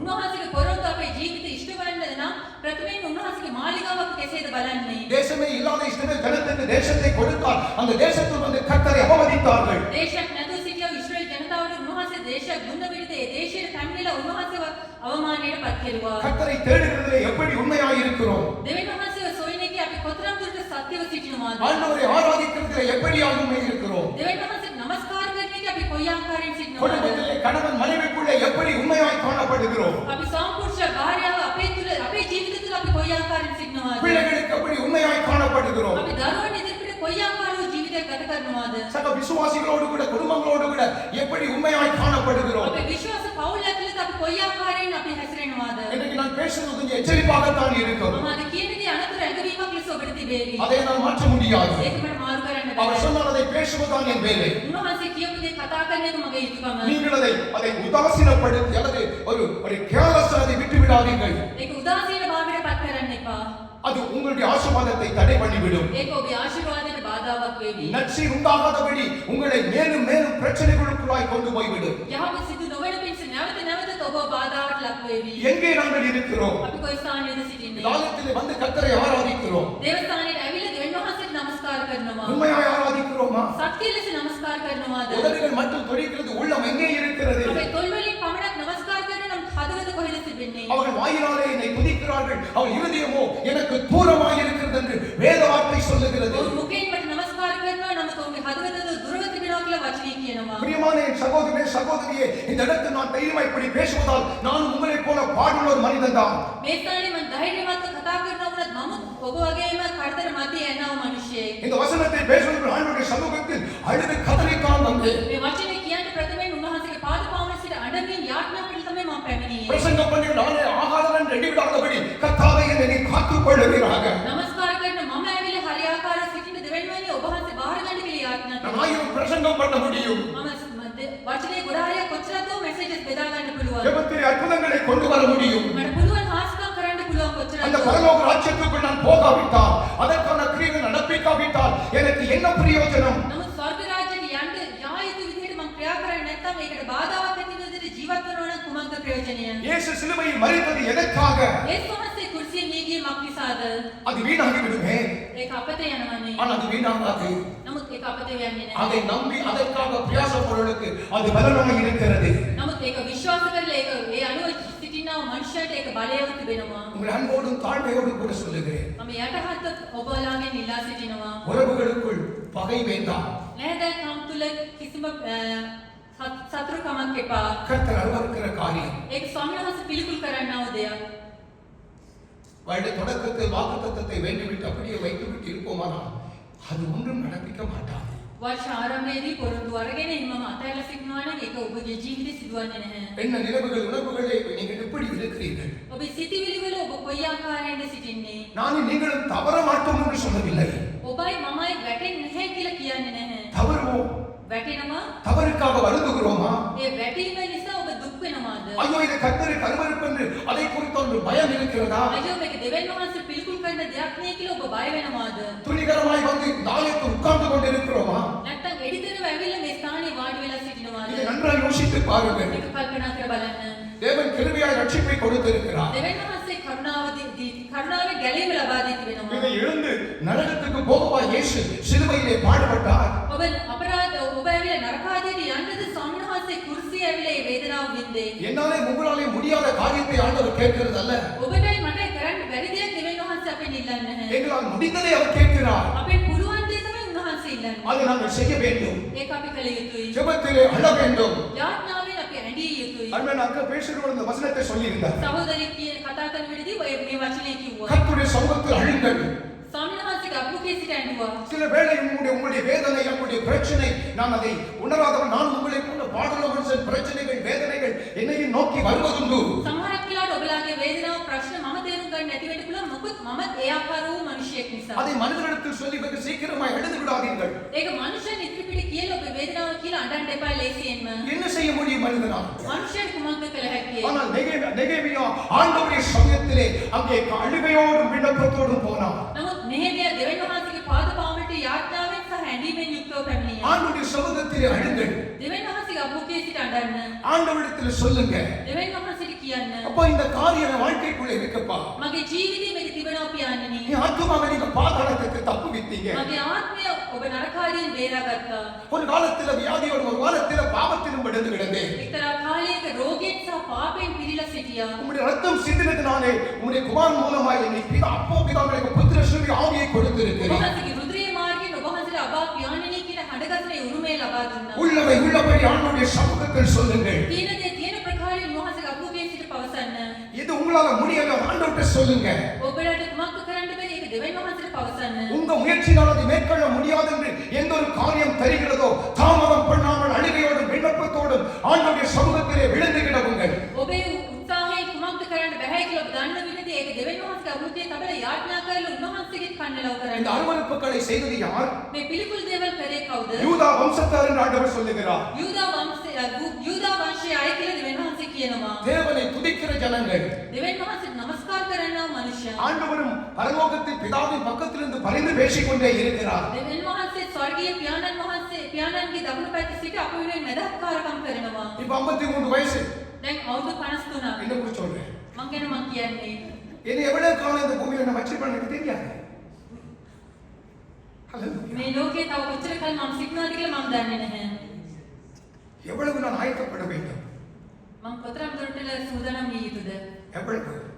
කොයිතරම් දුරට? எனக்கு தெரிந்த அளவுல என்னுடைய ஃப்ரெண்ட்ஸ் 4-5 பேர் பக்கத்துல போயிட்டாங்க.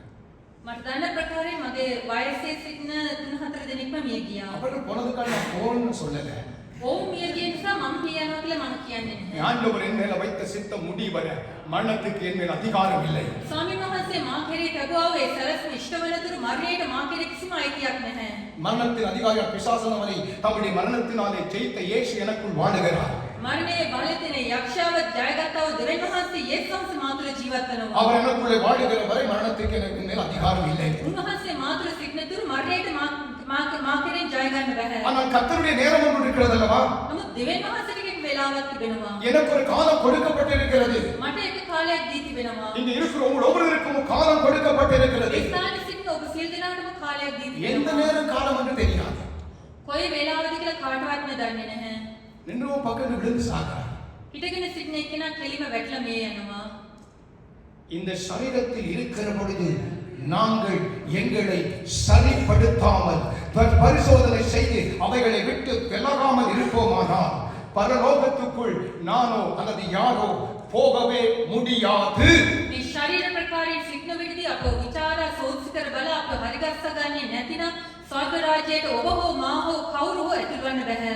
ஆனால் கிருபையா அவைகளை காத்து கொண்டிருக்கிறார். නමුත් කරුණාවෙන් උන්වහන්සේ අප ආරක්ෂා කරගෙන තිබෙනවා. அவர்கிட்ட ஒப்பு கொடுங்க. උන්වහන්සේට බාර දෙන්න. அவர்கிட்ட ஒப்பு கொடுங்க. උන්වහන්සේට බාර කරන්න. நான் ஒப்பு கொடுத்ததை முற்றுமுடிய வெற்றிக்கு அப்படி வாசத்த சன்னிதானத்திலே என்னையும் உங்களையும் வழுவாதபடி நிலைநிறுத்த வல்லமை உள்ளவராய் இருக்கிறார். අපි බාර දෙන විදිහදී ඔබවයි මාව උන්වහන්සේගේ කරුණාවෙන් වැඩිස්සන්නේ නැතුව ආරක්ෂා කරගෙන උන්වහන්සේට ගෙන යන්න පුළුවන්. போராட்டங்கள் பிரச்சனைகள் வருவது உண்மைதான். ප්‍රශ්න පොරබැදින් වෙන එක ඇත්ත. ஆனா பரலோக வாழ்க்கை இழந்துடாதீங்க. නමුත් ස්වර්ගීය ජීවිතේ නැති කරගන්න එපා. இந்த வருஷத்துல வேதத்தின்படி 70 அல்லது மிஞ்சி போனா 80. වචනේ ප්‍රකාරයෙන් අපේ මනුෂ්‍යයන්ගේ ජීවිතේ 70ක් නැත්නම් 80ක්. பத்து கர்த்தருடைய கிருபையினால 10 வருஷம் கூடன்னு போட்டிருக்காங்க. දෙවියන් වහන්සේගේ කරුණාව නිසා තව අවුරුදු 10ක් කියලා තිබෙනවා. அல்லேலூயா. கர்த்தருக்கு சித்தமானால் දෙවියන් වහන්සේට කැමති නම් ஜனங்களுக்கு நான் பிரயோஜனப்படுவேனானால் මනුෂ්‍යයන්ට මම ප්‍රයෝජනවත්ව සිටිනවා නම් அவர் சொல்லுகிறது போல පෞල් කියන ප්‍රකාරයෙන් இந்த தேகத்தை விட்டு பிரிந்து கர்த்தரோடு இருக்க எனக்கு ஆசைதான். මේ ශරීරයෙන් වෙන්ව දෙවියන් වහන්සේ සමග සිටින්න මම කැමතියි. ஆனாலும் நாம் உயிரோடு இருக்கிறது உங்களுக்கு பிரயோஜனமாய் இருக்கிறது என்று பவுல் சொல்லுகிறார். නමුත් මම ජීවිතුන් අතර සිටින එක ඔබට ප්‍රයෝජනවත් තිබෙනවා කියලා පෞල් පවසනවා. இந்த சரீரத்தில் நான் வாழுகிறது ஜனங்களுக்கு பிரயோஜனமாய் இருக்கும் என்றால் அது எத்தனை கடனால இருக்க நான் வாஞ்சிக்கிறேன். මේ ශරීරයෙන් මම ජීවත් වෙන එක මනුෂ්‍යයන්ට ප්‍රයෝජනවත් නම් කොච්චරම අවුරුදු ගණනක් වුණත් ජීවත් වෙන්න මම සූදානම්. உலகத்துக்கு பின்னால போக அல்ல. මේ ලෝකෙ පිටිපස්සෙන් දුවන්නේ නොවේ. உலகத்தின் ஆசைகள் இச்சைகளுக்கு பின்பாய் போக அல்ல. මේ ලෝකයේ ආශාවන් ඉච්ඡාව පිටිපස්සෙන් දුවන්නේ නොවේ. பிதாவாகிய தேவனுடைய சித்தத்தை செய்யும்படிக்காக මගේ පියාණන්ව දෙවියන් වහන්සේගේ කැමැත්ත ඉෂ්ට කරන கிறிஸ்துவின் அந்த வாஞ்சையை நிறைவேற்றும்படிக்காக ක්‍රිස්තු වහන්සේගේ කැමැත්ත ඉෂ්ට කරන පිණිස இந்த மாமிச தேகத்திலே வாழ இன்னும் நான் பிரயாசப்படுகிறேன். මේ මාංශ ප්‍රකාරයෙන් ජීවත් වෙන්න මම කැමති වෙනවා. சில காரியங்கள் உங்களை தூண்டி ஏவிக் கொண்டிருக்கிறது. සමහර කාරණාවන් ඔබ උසිගන්වන්න පුළුවන්. அதனால இதை குறித்து கவனமாய் இருங்கள். ඒ නිසා මේ ගැන ප්‍රවේශම්ව සිටින්න.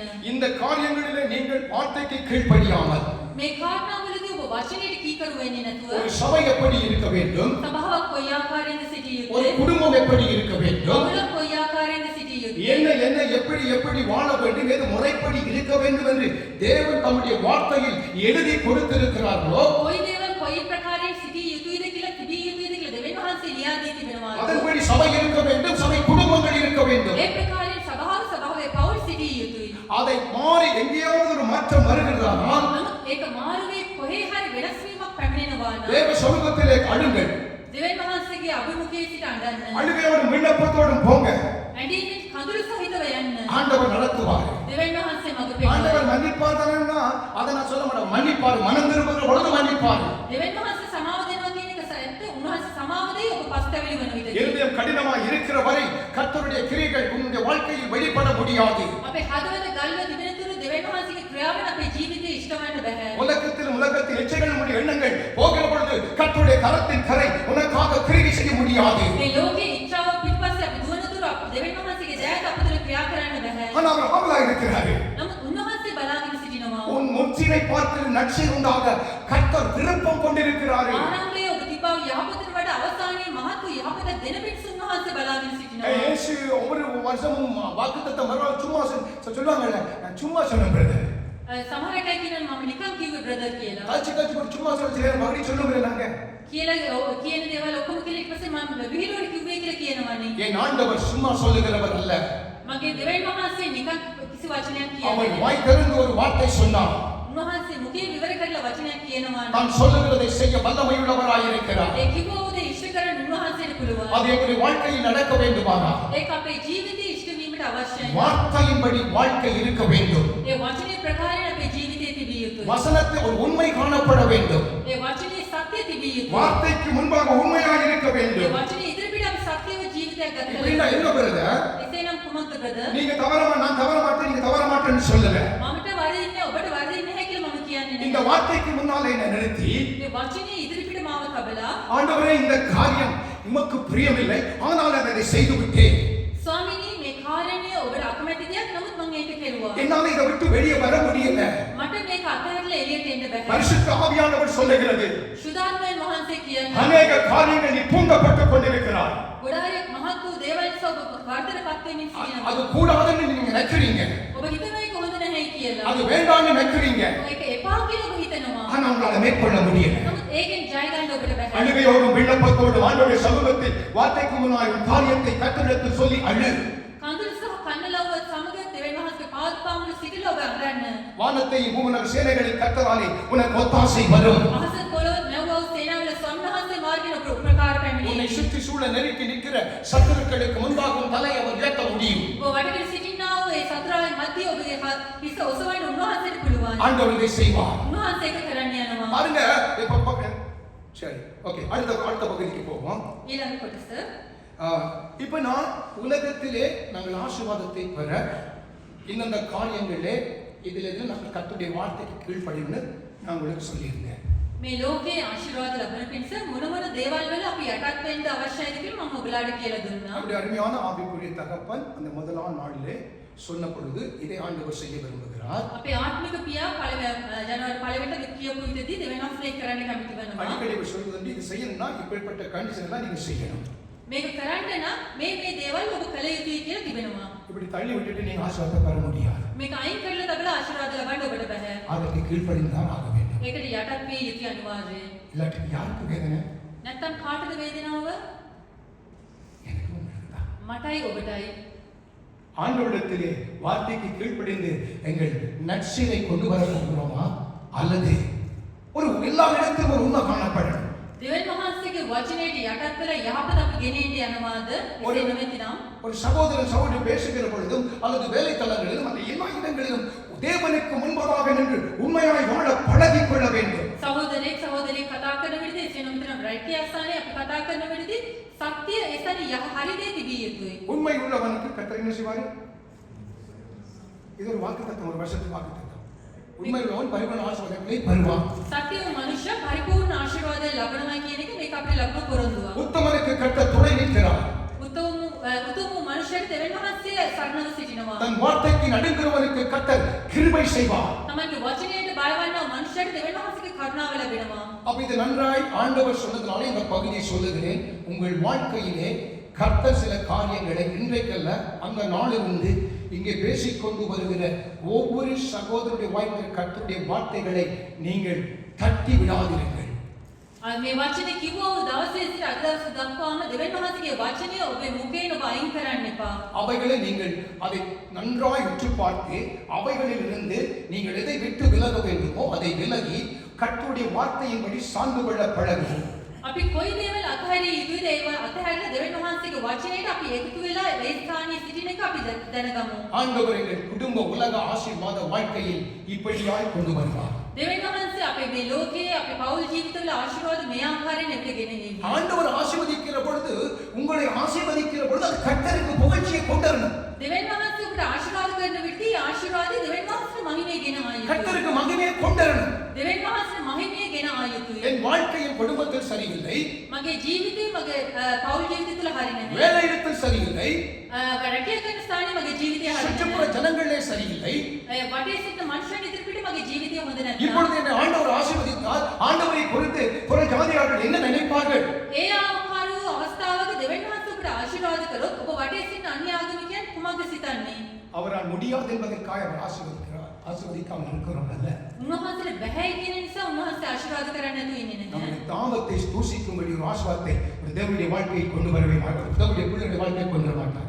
දෙවියන් වහන්සේගේ නාමය දූෂණය වෙන විදිහට දෙවියන් වහන්සේගේ දරුවෙකුගේ ජීවිතේට උන්වහන්සේ ආශිර්වාදය ගෙන එන්නේ. சரி, அடுத்த காரியம், ඊළඟ කාරණය நீங்க எல்லாம் நியாயாதிபதிகளின் புத்தகம் 13:5 உங்களுக்கு எல்லாருக்கும் தெரியும். நியாயாதிபதிகள் Judges.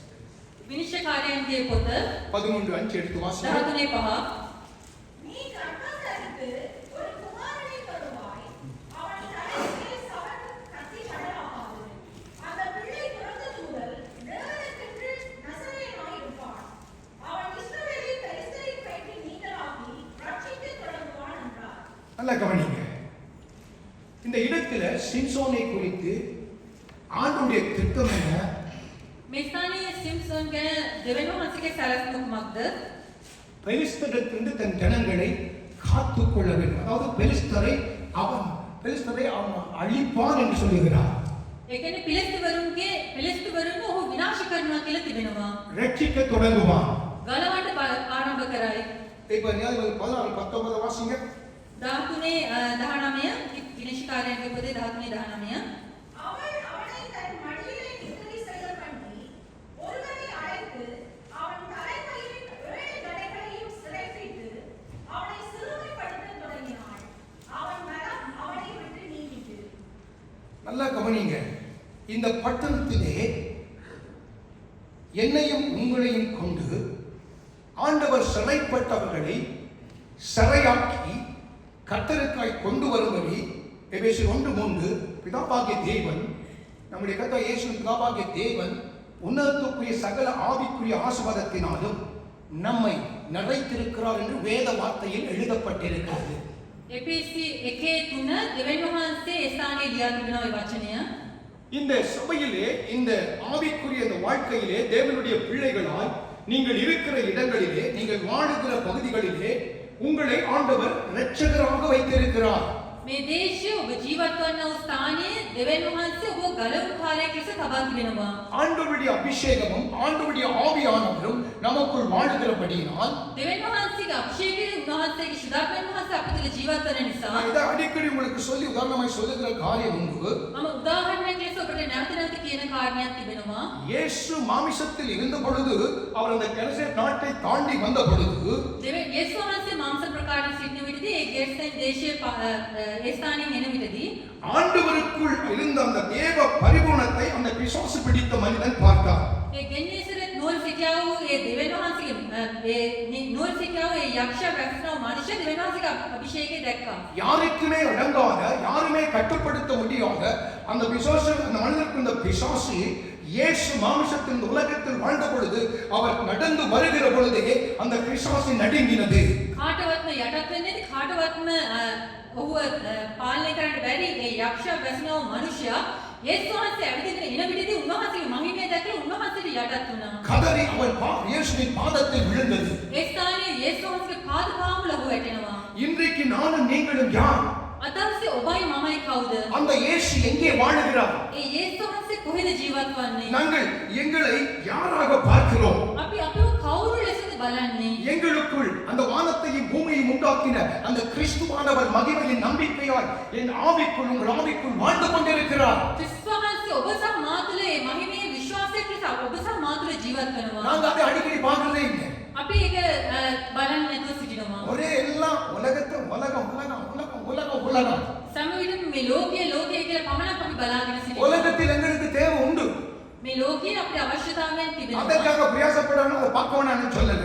ඒ වෙලෙන් ඔබ උත්සාහ ගන්න එපා, ඒක බලන්න එපා කියලා කොහෙවත් නැහැ. ஆனா இயேசு நமக்குள் வாழுவதற்கு ஒரு நோக்கம் இருக்கிறது. නමුත් යේසුස් වහන්සේ අප තුළ ජීවත් වෙන්න ඒක කැමැත්තක් උමනාව සැලැස්මක් තිබෙනවා. அப்ப எங்களுக்குள் இருக்கிற அந்த இயேசு ஜனங்களை விடுதலையாக்க விரும்புவார். අපි දෙසිටින යේසුස් වහන්සේ ජනතාවව ගලවන්න උන්වහන්සේ කැමති වෙනවා. எனக்குள் விடுதலை இல்லாவிட்டால் මා තුළ ගැලවීම නැත්තම් அதை எப்படி சொல்லுவது? මම ඒක කොහොමද කරන්නේ? கர்த்தரை அறிகிற அறிவினாலே என்னை அவரை அறிகிற அறிவினாலே நாங்கள் நிரப்பப்பட வேண்டும். උන්වහන්සේව දැනගන්නව දැනීමෙන් අප පිරිය යුතුයි. ஒரு ஜெபம் செய்தாலும் அந்த இடத்தில் ஒரு அசைவை உண்டாக்கும்படி கர்த்தர் எனக்குள்ளே வாழுகிறார். එක යාඥාවක් කරා වුණත් ඒ ස්ථානයේ සලවන පිණිස උන්වහන්සේ අප තුළ ජීවත් වෙනවා. ஒவ்வொரு முறை முழங்கால் படியிடுகிற பொழுது இதை நீங்கள் நினைத்து பார்க்கிறீர்கள். හැම විටම ඔබ දන විසින් සිටින විදිහ කෝකද ඔබ කල්පනා කරන්නේ? எருசலேமுக்காக அழுதது அங்கே எருசலேம் ஜனங்களுக்கு தெரியுமா?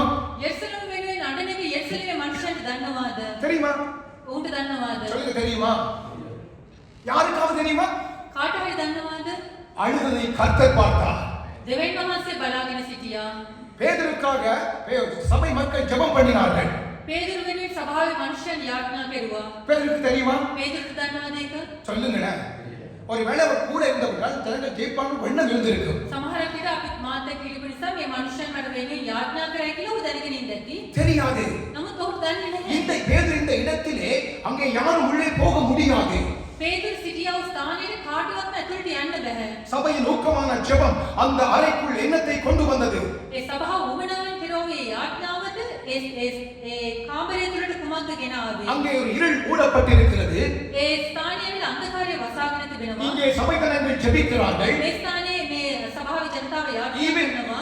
இவங்களுக்கு கூட தெரியாது அங்கே என்ன நடக்கிறது. මොවුන්ට තපවා දන්නේ නැහැ ඒ සිරකුටිය තුළ කුමක්ද සිදුවන්නේ කියලා. அங்க அந்த தூதன் போய் நின்று தெரியுமா? ඒ ස්ථානයේ දේවදූතය ගියේක දන්නවාද? வெளிச்சம் பிரகாசத்துக்கு தெரியுமா? ඒ ස්ථානයේ ආලෝකය හම්බෙක දන්නවාද? ஆனா அவங்க என்ன செய்தார்கள்? නමුත් ඔවුන් කුමක්ද කෙරුවේ? உன்னுடைய உண்மையான ஊக்கமான ஜெபம் அங்கே கண்ணுடைய வாழ்க்கைக்குள்ளே வெளிச்சத்தை கொண்டு வரும்.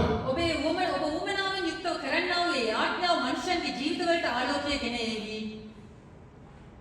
அதனால ஜெபத்தில சோர்ந்து போகாதீங்க. ඒ නිසා යාඥාවේදී කලකිරෙන්න එපා. எங்களை ஜெபிக்கிற பொழுது என்ன நடக்குன்னு எனக்கு தெரியாது, உங்களுக்கு தெரியாது. යාඥා කරන විදිහදී ඔබේ ජීවිතේ කුමක් සිදුවන්නේ කියලා ඔබත් දන්නේ නැහැ මමත් දන්නේ නැහැ. ஆனால் கர்த்தர் கிரியை செய்து கொண்டிருக்கிறார். නමුත් ස්වාමීන් වහන්සේ ක්‍රියා කරමින් සිටිනවා. ரட்சிக்கிறதற்காக அபிஷேகத்தை பெற்ற இந்த சிம்சோன் ගලවන පිණිස අභිෂේකය ලැබුවා වූ මේ සිම්සොන් இந்த இடத்திலே யாரிடத்திலிருந்து ரட்சிக்க வேண்டுமோ அதே இடத்திலே அங்கே இந்த தெளிவாளின் மடியிலே அவன் என்ன செய்கிறார்?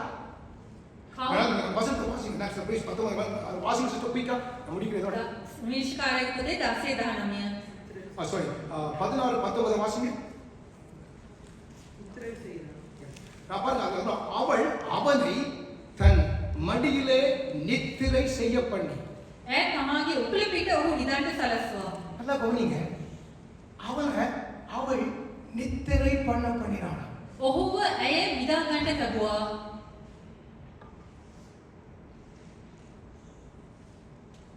ஆவிக்குரிய நித்திரை. ආත්මික නින්ද. அவனுக்குள் இருந்த பலத்தை அறியாமலே அவன் நித்திரை கொள்ளுகிறான். තමන් තුළ තිබුණා වූ බලය දැනගන්න නැතුව ඔහු ඒ ස්ථානයේ නිදා ගන්නවා. ஆண்டவர் சொன்னாரு இவன் ரட்சிக்க தொடங்குவான், முடிப்பதை பற்றி அவர் சொல்லவே இல்லை.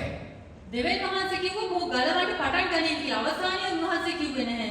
இங்கே அவன் அவளுடைய மடியிலே நித்திரை பண்ணும் பொழுது அவனை ஆண்டவர் சொன்னார் இவன் ரட்சிக்க தொடங்குகிறான் என்ற இந்த இடத்திலே அவன் அதே சிம்சோனை இங்கே அவன் சிறுமைப்படுத்த தொடங்கினான். දෙවියන් වහන්සේ කිව්ව මොහු ගලවන්න පටන් ගනි කියලා. නමුත් ඒ සිම්සන්වම ඇය ඒ ස්ථානයේ පහත් කරන්න පටන් ගන්නවා. ஆண்டவர் தொடங்கியது ஏதோ ஒரு நோக்கத்துக்கு. දෙවියන් වහන්සේ පටන් ගත්තේ වෙන සැලැස්මක් இங்கே සමග. சிம்சோனை இங்கே அந்த காரியத்திலிருந்து வலுவ பண்ணி இதோ அவனை சிறுமைப்படுத்த தொடங்கினான். නමුත් මේ ස්ථානයේ ඔහුව ඒ යායුතු මාර්ගයෙන් ඇවිල්ලා පසුපස්සල මේ ස්ථානයේ ඔහුව පහත් කරනවා. இந்த அன்பு சகோதரனே சகோதரியே உனக்குள் இருக்கிற இயேசு மகிமையின் இயேசு. ඔබ තුළ සිටිනා වූ දෙවියන් යේසුස් වහන්සේ මහිමේ යේසුස් වහන්සේ. அவர் மரித்து உயிர்த்தெழுந்த ஆண்டவர். උන්වහන්සේ මියගොත් නැවත නැගිටිනා වූ දෙවියන් වහන්සේ. உன்னை அழைத்ததும் அபிஷேகம் பண்ணினதும் உன்னை சிறுக பண்ண அல்ல. ඔබ කැඳවල ගැලීම ලබා දීලා අභිෂේකයට පත් කරලා තිබෙන ඔබ පහත් කරන්න නෙවෙයි. உன் மூலமாக அவர் மகிமைப்பட. ඔබ මාර්ගයෙන් උන්වහන්සේගේ නාමයෙන් මහිමයට පත් කරන ஆவிக்குரிய வாழ்க்கையிலே சில காரியங்கள் உங்களை சூழ அது வந்து கொண்டே இருக்கிறது. ආත්මික ජීවිතයේ සමහර කාරණාවන් ඔබ වට කරගෙන පැමිණගෙන නැති. இதை நீங்க எப்படி எடுக்கிறீங்க எனக்கு தெரியல. මට දන්නේ ඔබ මේක කොහොම බාරගන්නේද சொல்ல කියලා. வேண்டியது என்னுடைய காரியம். නමුත් කියන එක මගේ වගකීම. அநேக பிள்ளைகள் ගොඩාරියක් දරුවන් தேவனுடைய ஜனங்கள் දෙවියන් වහන්සේගේ ජනතාව. இது ஒரு உதாரணம் தான். මේක එක උදාහරණයක්. இதே போல அநேக மற்ற காரியங்களிலும் உங்களை தூண்டிக் கொண்டே இருக்கிறது. මේ ආකාරයෙන්ම තව ගොඩාරියක් දේවල් වල ඔබ ඇවිල්ලා උසිගන්වමින් සිටිනවා. ஆண்டவர் உங்களை தொடக்கி வைத்திருக்கிறார். දෙවියන් වහන්සේ ඔබ ආරම්භ කරලා තිබුවා. ஆனால் பாதாளத்தின் வல்லமை உங்களை செருகப்படுத்த பார்க்கிறது. නමුත් පාතාලයේ බලය ඔබ යටත් කරන්න බලනවා. நான் பேசுகிறது என்னது என்பதை நான் பேசுகிற பொழுதே உங்கள் இருக்கிற ஒவ்வொருவருக்கும் அது தெரியும். මම කතා කරන්න පටන් ගන්න විදිහට ඒක කුමක්ද කියලා ඔබගේ හදවත් වලට දන්නවා. இன்றைக்கு ஆண்டவரிடத்தில் நீ கண்ணீரோடு கூட கதறு. අද දවසේ දෙවියන් වහන්සේගේ පාදපමුණ යන්න. நீ அழுகையோடு விண்ணப்பத்தோடு ஆண்டவருடைய சமூகத்திலே போ. කඳුළු සහ කන්නලව්වත් සමග දෙවියන් වහන්සේගේ අභිමුඛයට යන්න. ஆண்டவரிடத்திலே உன் பிரச்சனைகளை சொல்லு. දෙවියන් වහන්සේට ඔබේ ප්‍රශ්න පවසන්න. எனக்கு விடுதலை வேண்டும் என்று நீ ஆண்டவரிடத்தில் சொல்லு. මට ගැලවීම අවශ්‍යයි කියලා දෙවියන් වහන්සේට කියන්න. எனக்கு விடுதலை வேண்டும் ஆண்டவரே என்று ஆண்டவரிடத்தில் சொல்லு. මට ගැලවීම අවශ්‍යයි ස්වාමිනී කියලා දෙවියන් වහන්සේට කියන්න. கர்த்தர் விடுதலை ஆக்குவார். දෙවියන් වහන්සේ ගලවයි. நியாயாதிபதிகள் 16:28 வாங்க. විනිශ්චයකාරයාගේ පොත 16:28. அப்பொழுது சிம்சோன் கர்த்தரை நோக்கி கூப்பிட்டு, கர்த்தராகிய ஆண்டவரே, நான் என் 2 கண்களுக்காக ஒரே தீர்வையாய் பெலிஸ்தர் கையிலே பழிவாங்கும்படிக்கு இந்த ஒரு விசை மாத்திரம் என்னை நினைத்தருளும். அல்லேலூயா. இப்ப நல்லா கவனிங்க. හොඳින් අසන්න. இப்பவும் இந்த மனுஷன் எதற்காக ஆண்டவருக்கு ஜெபிக்கிறார்? දැනුත් මේ මනුෂ්‍යයා කුමක් වෙනුවෙන්ද යාඥා කරන්නේ? 2 கண்ணை அவங்க புடிங்கிட்டாங்க. මගේ දැස් දෙකම උන් උගලා දැම්මා. அதற்காக நான் பழி வாங்கினோம். ඒ වෙනුවෙන් මම පරිගන්න අවශ්‍යයි. கர்த்தர் உன்னை தம்முடைய ஜனங்களை அவளுக்கு அந்த பெலிஸ்தர் முழுவதும் ரட்சிக்கும்படி வல்லவா உன்னை அபிஷேகம் பண்ணினார். දෙවියන් වහන්සේ පිළිතුරේ මුළුමනින්ම ගලවන්නේ ඔබ ඇවිල්ලා අභිෂේකයට පත් කරේ. ஆவியிலே தொடங்கி நீ மாம்சத்திலே காரியத்தை முடிக்க பார்க்கிறாயோ? ආත්මයෙන් පටන් ගත්තා ඔබ මාංශ ප්‍රකාරයෙන් ඒක ඉවර කරන්න බලනවා. எதை குறித்து சிமோன் அதாவது ஒரு தன் கண்ணுக்காக பழி வேண்ட துடிக்கிறான். තමයිගේ දැස් වෙනුවෙන් පරිගන්න ඔහු උත්සාහ කරනවා. அதற்கு பதிலாக ஆண்டவரே என்னை மன்னியும், நீர் என்னை அழைத்த அழைப்பிலே மறுபடியும் எழுப்பி நிற்க வேண்டும் என்று ஒருவேளை அவர் ஜெபித்திருப்பாரா, கர்த்தர் அவனை விடுதலையாக்கி மறுபடியும் நடத்தி இருக்க முடியும். නමුත් ඒ වෙනුවෙන් ස්වාමිනිය ඔබ වහන්සේ මට සමාව ලබා දෙන්න මා යායුතු මාර්ගයෙන් මම වෙන්ව ගියා. මට උදව් කරන්න මම නැවත වතාවක් ඔබ වෙන්නේ නැගිටින්න කියලා කිව්වා නම් ඔහුට දෙවියන් වහන්සේ උදව් ஆனால் කරලා. அந்த கண்ணுக்காக கூட ஆண்டவருடைய ஜெபத்தை கேட்டாங்க. නමුත් ඔහුගේ දැස් වෙනුවෙන් පවා දෙවියන් වහන්සේ යාඥාවට අනුකම්ප දුන්නා. அவன் இருக்கைக்கு கொண்டதை பார்த்து சாயங்களை 3000 பேர் கொண்டு போனான். ඔහු ඉන්නකොට සිටියට වඩා මරණකොට 3000ක් දෙනෙක්ව ඔහු මරාගෙනම මැරුණා. ஒரு சில குடும்பங்களிலே நீங்கள் கர்த்தரை மகிமையாய் பிரகாசிக்க வேண்டியவர்கள். සමහරක් ඔබ ඇවිල්ලා දෙවියන් වහන්සේ වෙනුවෙන් මහිමවත් ලෙස දිදිලිය යුතු මනුෂ්‍යයන්. ஒரு தேவனுடைய பிள்ளைகள் சில குடும்பங்கள் இங்கே எழும்பக்கூடாதபடி சில காரியங்கள் ஆவிக்குரிய மண்டல எல்லைகளிலே உங்களுக்கு எதிராக போராடுகிறது. දෙවියන් වහන්සේගේ දරුවන් සමහර දරුවන් නැගිටලා දිදුලන්න බැරි ලෙස ආත්මික බලාපොරොත්තු මැද්දේ ඇවිල්ලා ඔබට විරුද්ධව යම්කිසි දේවල් ක්‍රියා කරමින් තිබෙනවා. நீங்க முயற்சிக்கிறீங்க, ඔබ උත්සාහ කරනවා வெளியில வர එළියට එන්න එකේ. முடியல. නමුත් ඒකට බෑ. இதை சொல்லணும் ஆண்டவர் சொன்னாரு. මේක කියන්න කියලා දෙවියන් වහන්සේ කිව්වා. இப்பதான் இறைமையா 39 வாசி நான் முடிக்கிறேன். එරමියා 39:9 அழுகையோடும் விண்ணப்பத்தோடும் வருவார்கள், ඇඬීම සහ කඳුළු සහිතව ඔවුන් පැමිණෙනවා. அவர்களை வழி நடத்துவேன். ඔවුන්ට මම මඟ පෙන්වනවා. எப்படி நடத்துவார்கள்? කොහොමද උන්වහන්සේ මඟ மற்ற පෙන්වන්නේ? பகுதியை வாசிங்க. ඊළඟ කොටස அவர்களை ඔවුන්ව தண்ணீர் உள்ள நதி எல்லைக்கு වතුර තිබෙනා වූ ඒ ගංගාවන් මැදියේ இடராத செம்மையான வழியிலே நடத்துவேன். ඔවුන් ඇවිල්ලා වැටෙන්නේ නැති හරි වූ මාර්ගයක ඔවුන් මඟ පෙන්වගෙන යනවා. தண்ணீர் உள்ள இடத்துக்கு நடத்துவாராம். அதற்கு போகிற பொழுது இடராக செம்மையான வழியிலே அவர்களை நடத்துவேன். වතුර තියෙන මාර්ගයේ ජලය තියෙන මාර්ගය ගෙනියනවා. ඒ මාර්ගයේදී උණු ලිස්සල වැටෙන්නේ නැතුව හරි මාර්ගය උණු ගෙනියනවා. எழுந்து ஜெபம் பண்ணுவோம். නැගිටියා. ஸ்தோத்திரப்பா, நன்றிப்பா. அப்ப இந்த காலை வேளையிலே ஆண்டவருடைய சமூகத்தில் உங்களை ஒப்புக் கொடுங்க. கொஞ்ச நேரம் ஒரு 5 நிமிஷத்தில் நான் ஜெபிச்சு முடிச்சிருந்தேன். ஆண்டவரை பார்த்து நீங்க எல்லாம் சத்தத்தை உயர்த்தி, ஆண்டவரே இந்த காலை வேளை, இந்த மத்தியான வேளையிலே நாங்கள் உங்களை நன்றியோடு துதித்து ஸ்தோத்தரிக்கிறோம். இயேசுவே உங்களுக்கு நன்றிப்பா, நன்றிப்பா. ஆண்டவரை பார்த்து ஸ்தோத்திரம். என்ன பார்க்காதீங்க, என்னிடத்தில் ஒன்றுமில்லை, நான் சொன்ன வார்த்தைகளுக்குள் உங்களுக்கான ஜீவன் இருக்கிறது, விடுதலை இருக்கிறது. எந்த விதத்தில் கர்த்தருடைய மகிமை உங்களுக்காக எடுத்துக்கொள்ளாதீர்கள். எந்த விதத்தில் கர்த்தருடைய பிரசன்னத்தை அசட்ட பண்ணாதீங்க. தான் ஆண்டவருக்கு மகிமை கொடுக்கிறாய் வாழ பெருமக்கு ஸ்தோத்திரம். நன்றியோடு உங்களை துதித்து நான் ஸ்தோத்தரிக்கிறேன். சர்வ வல்லமையுள்ள இயேசுவே உங்களுக்கு நன்றி. ஒரு விஷயத்தோடு கூட சேர்ந்து எங்கள் மத்தியிலே உலாவினவன் எல்லாம் வலது கரத்தை உயர்த்தி ஆண்டவரை பார்த்து பாடுங்க. ஆண்டவர் உங்களுக்கு எனக்கு கிருபை செய்வாராக. எங்கள் மத்தியில் உலாவிடும் எங்களோடென்றும் வாசம் செய்யும். எங்கள் மத்தியில் உலாவுகிறீர், எங்களோடென்றும் வாசம் செய்யும். உமக்கு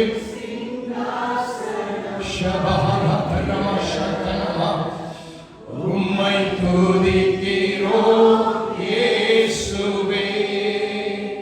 பரிசுத்த அலங்காரத்துடனே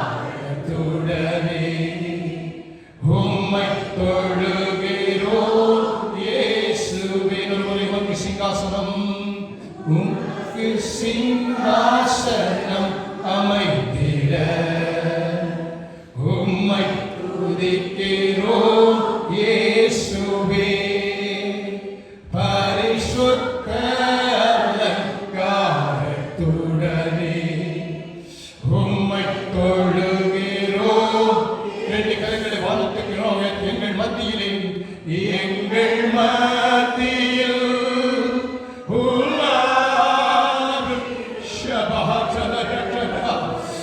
நற்கீர்த்தி உண்டாக்குவேன் என்று சொன்னீங்களே. எங்கள் மத்தியில் உலாவுகிறீர், எங்களோடென்றும் வாசம் செய்யும். நல்ல கண்களை மூடி ஸ்தோத்திரம் பண்ணுங்க. ஆண்டவருக்கு பேசி வெள்ளத்தால பேசிட்டே இருக்க ஸ்தோத்திரம். ஹல்லேலூயா. ரபனா ஹஸ்கா ரிதன மஹந்தல பிரபஹதல பஹதரா. தேவன் தான் தந்த வாக்குத்தத்தத்தை அவர் செய்ய வல்லமையுள்ளவராக இருக்கிறார். ஒரே ஒரு காரணம், அவர் வாக்குத்தத்தத்துக்கு ஒரு கண்டிஷனை கொடுத்திருந்தார். அதை நீ செய்ய தாமதிக்காத. ஜெபனிட்டு யாரும் நீங்க பார்க்க வேண்டாம். கொஞ்ச நேரம் பரிசுத்த ஆவியாருடைய அந்த மெல்லிய பிரசன்னம் இதோ இந்த இடம் முழுவதும் நிரம்பி இருக்கிறது. இந்த இடம் முழுவதும் நிழலிட்டுக் கொண்டிருக்கிறது. பூமியானது ஒழுங்கின்மையா இருந்தது. ஆவியானவர் ஜலத்தின் மேல் அசைவாடி கொண்டிருந்தார். இதோ ஒழுக்கங்கள் உண்டாகும்படி பரிசுத்த ஆவியானவர் அசைவாடி கொண்டிருக்கிறார். ஒருவேளை உன்னால் முடியவிட்டால் பரிசுத்த ஆவியோடு இணைந்து கொள்ளு. நாம் வேண்டிக் கொள்ளுவது என்னதென்று அதிகாக இருக்கிற பொழுது வாக்கு கிடங்கா பெருமூச்சோடு கூட பரிசுத்த வாங்களாக என்னுடைய உங்களுடைய பலவீனத்தில் எங்களுக்காக பிதாவை நோக்கி அவர் பெருமூச்சோடு ஜெபிக்கிறவராக இருக்கிறாராம். இயேசுவின் நாமத்தினாலே அப்பா இந்த காலை வேளை உங்களுடைய வார்த்தைக்கு என்னையும் ஜனங்களை இங்க இருக்க ஒவ்வொரு ஜனங்களை ஒப்புக் கொடுத்து ஜெபிக்கிறேன். கொஞ்ச நேரம் ஆண்டவரை பேசிட்டே இருங்க. மகாத்துடா லீகபோ ஷத்துடி மகரபா லீகன மகந்துன பிரக சத்துதலபா. ஆண்டவரை மறைந்திருந்து தாக்குகிற ஸ்பெஷலி ஆவிக்குரிய வாழ்க்கையிலே இவர்கள் எழும்பி ஓ மகந்தல பிரக ஆண்டவருடைய மகிமையின் பிரசன்னம் இந்த இடத்தை மூடிக்கொண்டே இருக்கிறது. நீங்க உணர்ந்தீங்களோ இல்லையோ எனக்கு தெரியல. ஆனா என் ஆண்டவர் எங்கே மகிமை பிரசன்னம் என்று சொல்லுகிறேனோ கர்த்தருடைய பிரசன்னத்தில் நின்று கொண்டு சொல்லுகிறேன். அது அப்படியே இருக்கிறது.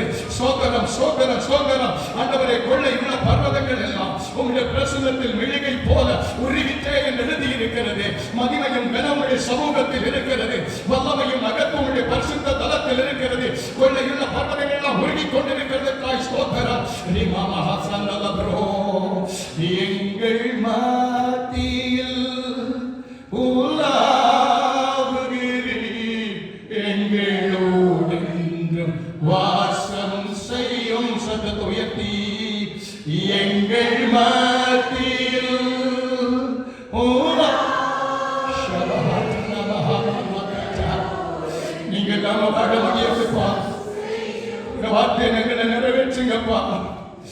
ஆண்டவரே நரகத்துக்கு யாரும் இருக்கிற யாரும் தப்பி போயிருக்கூடாது ஆண்டவரே. நீங்க கொடுத்த வாக்குத்தத்தத்தை நாங்கள் எப்படியும் சுதந்திரிக்க எங்களுக்கு உதவி செய்யுங்க. வார்த்தைக்கு கீழ்ப்படி உதவி செய்யுங்க. இயேசுவின் நாமத்தினாலே இதை பெற்றுக்கொள்ளக்கூடாதபடி தொடர்ந்து அலை போல எழும்பி வருகிற எல்லா பாதாளத்துடைய கிரியைகளை நாங்கள் கட்டி ஜெபிக்கிறோம். பரிசுத்தருடைய ஆளுகைக்குள் ஒப்புக் கொடுக்கிறோம். வாக்குத்தத்தம் பண்ணின தேவன் இன்னாரை அறிந்திருக்கிறோம். இதை எங்களுடைய வாழ்க்கையில் செய்து முடிப்பீர் என்று நமக்கு நன்றி சொல்லுகிறோம். இயேசுவின் நாமத்தில் பிதாவை கரங்களை தட்டி ஆண்டவருக்கு நன்றி சொல்லுகிறோம். நம்முடைய கர்த்தராகிய இயேசுவின் கிருபையும் பிதாவாகிய தேவனுடைய அன்பும் பரிசுத்த ஆவியுடைய அந்யோன்யத்துவம் நம் அனைவரோடு கூட இருப்பதாக. எல்லாரும் சேர்ந்து என் ஆத்மாவே கர்த்தரை ஸ்தோத்திரி, என் உள்ளமே பரிசுத்த நாமத்தை ஸ்தோத்திரி, என் ஆத்மாவே கர்த்தரை ஸ்தோத்திரி. கர்த்தர் சமமாக கர்த்தர் யாவரையும் ஆசீர்வதிப்பார்.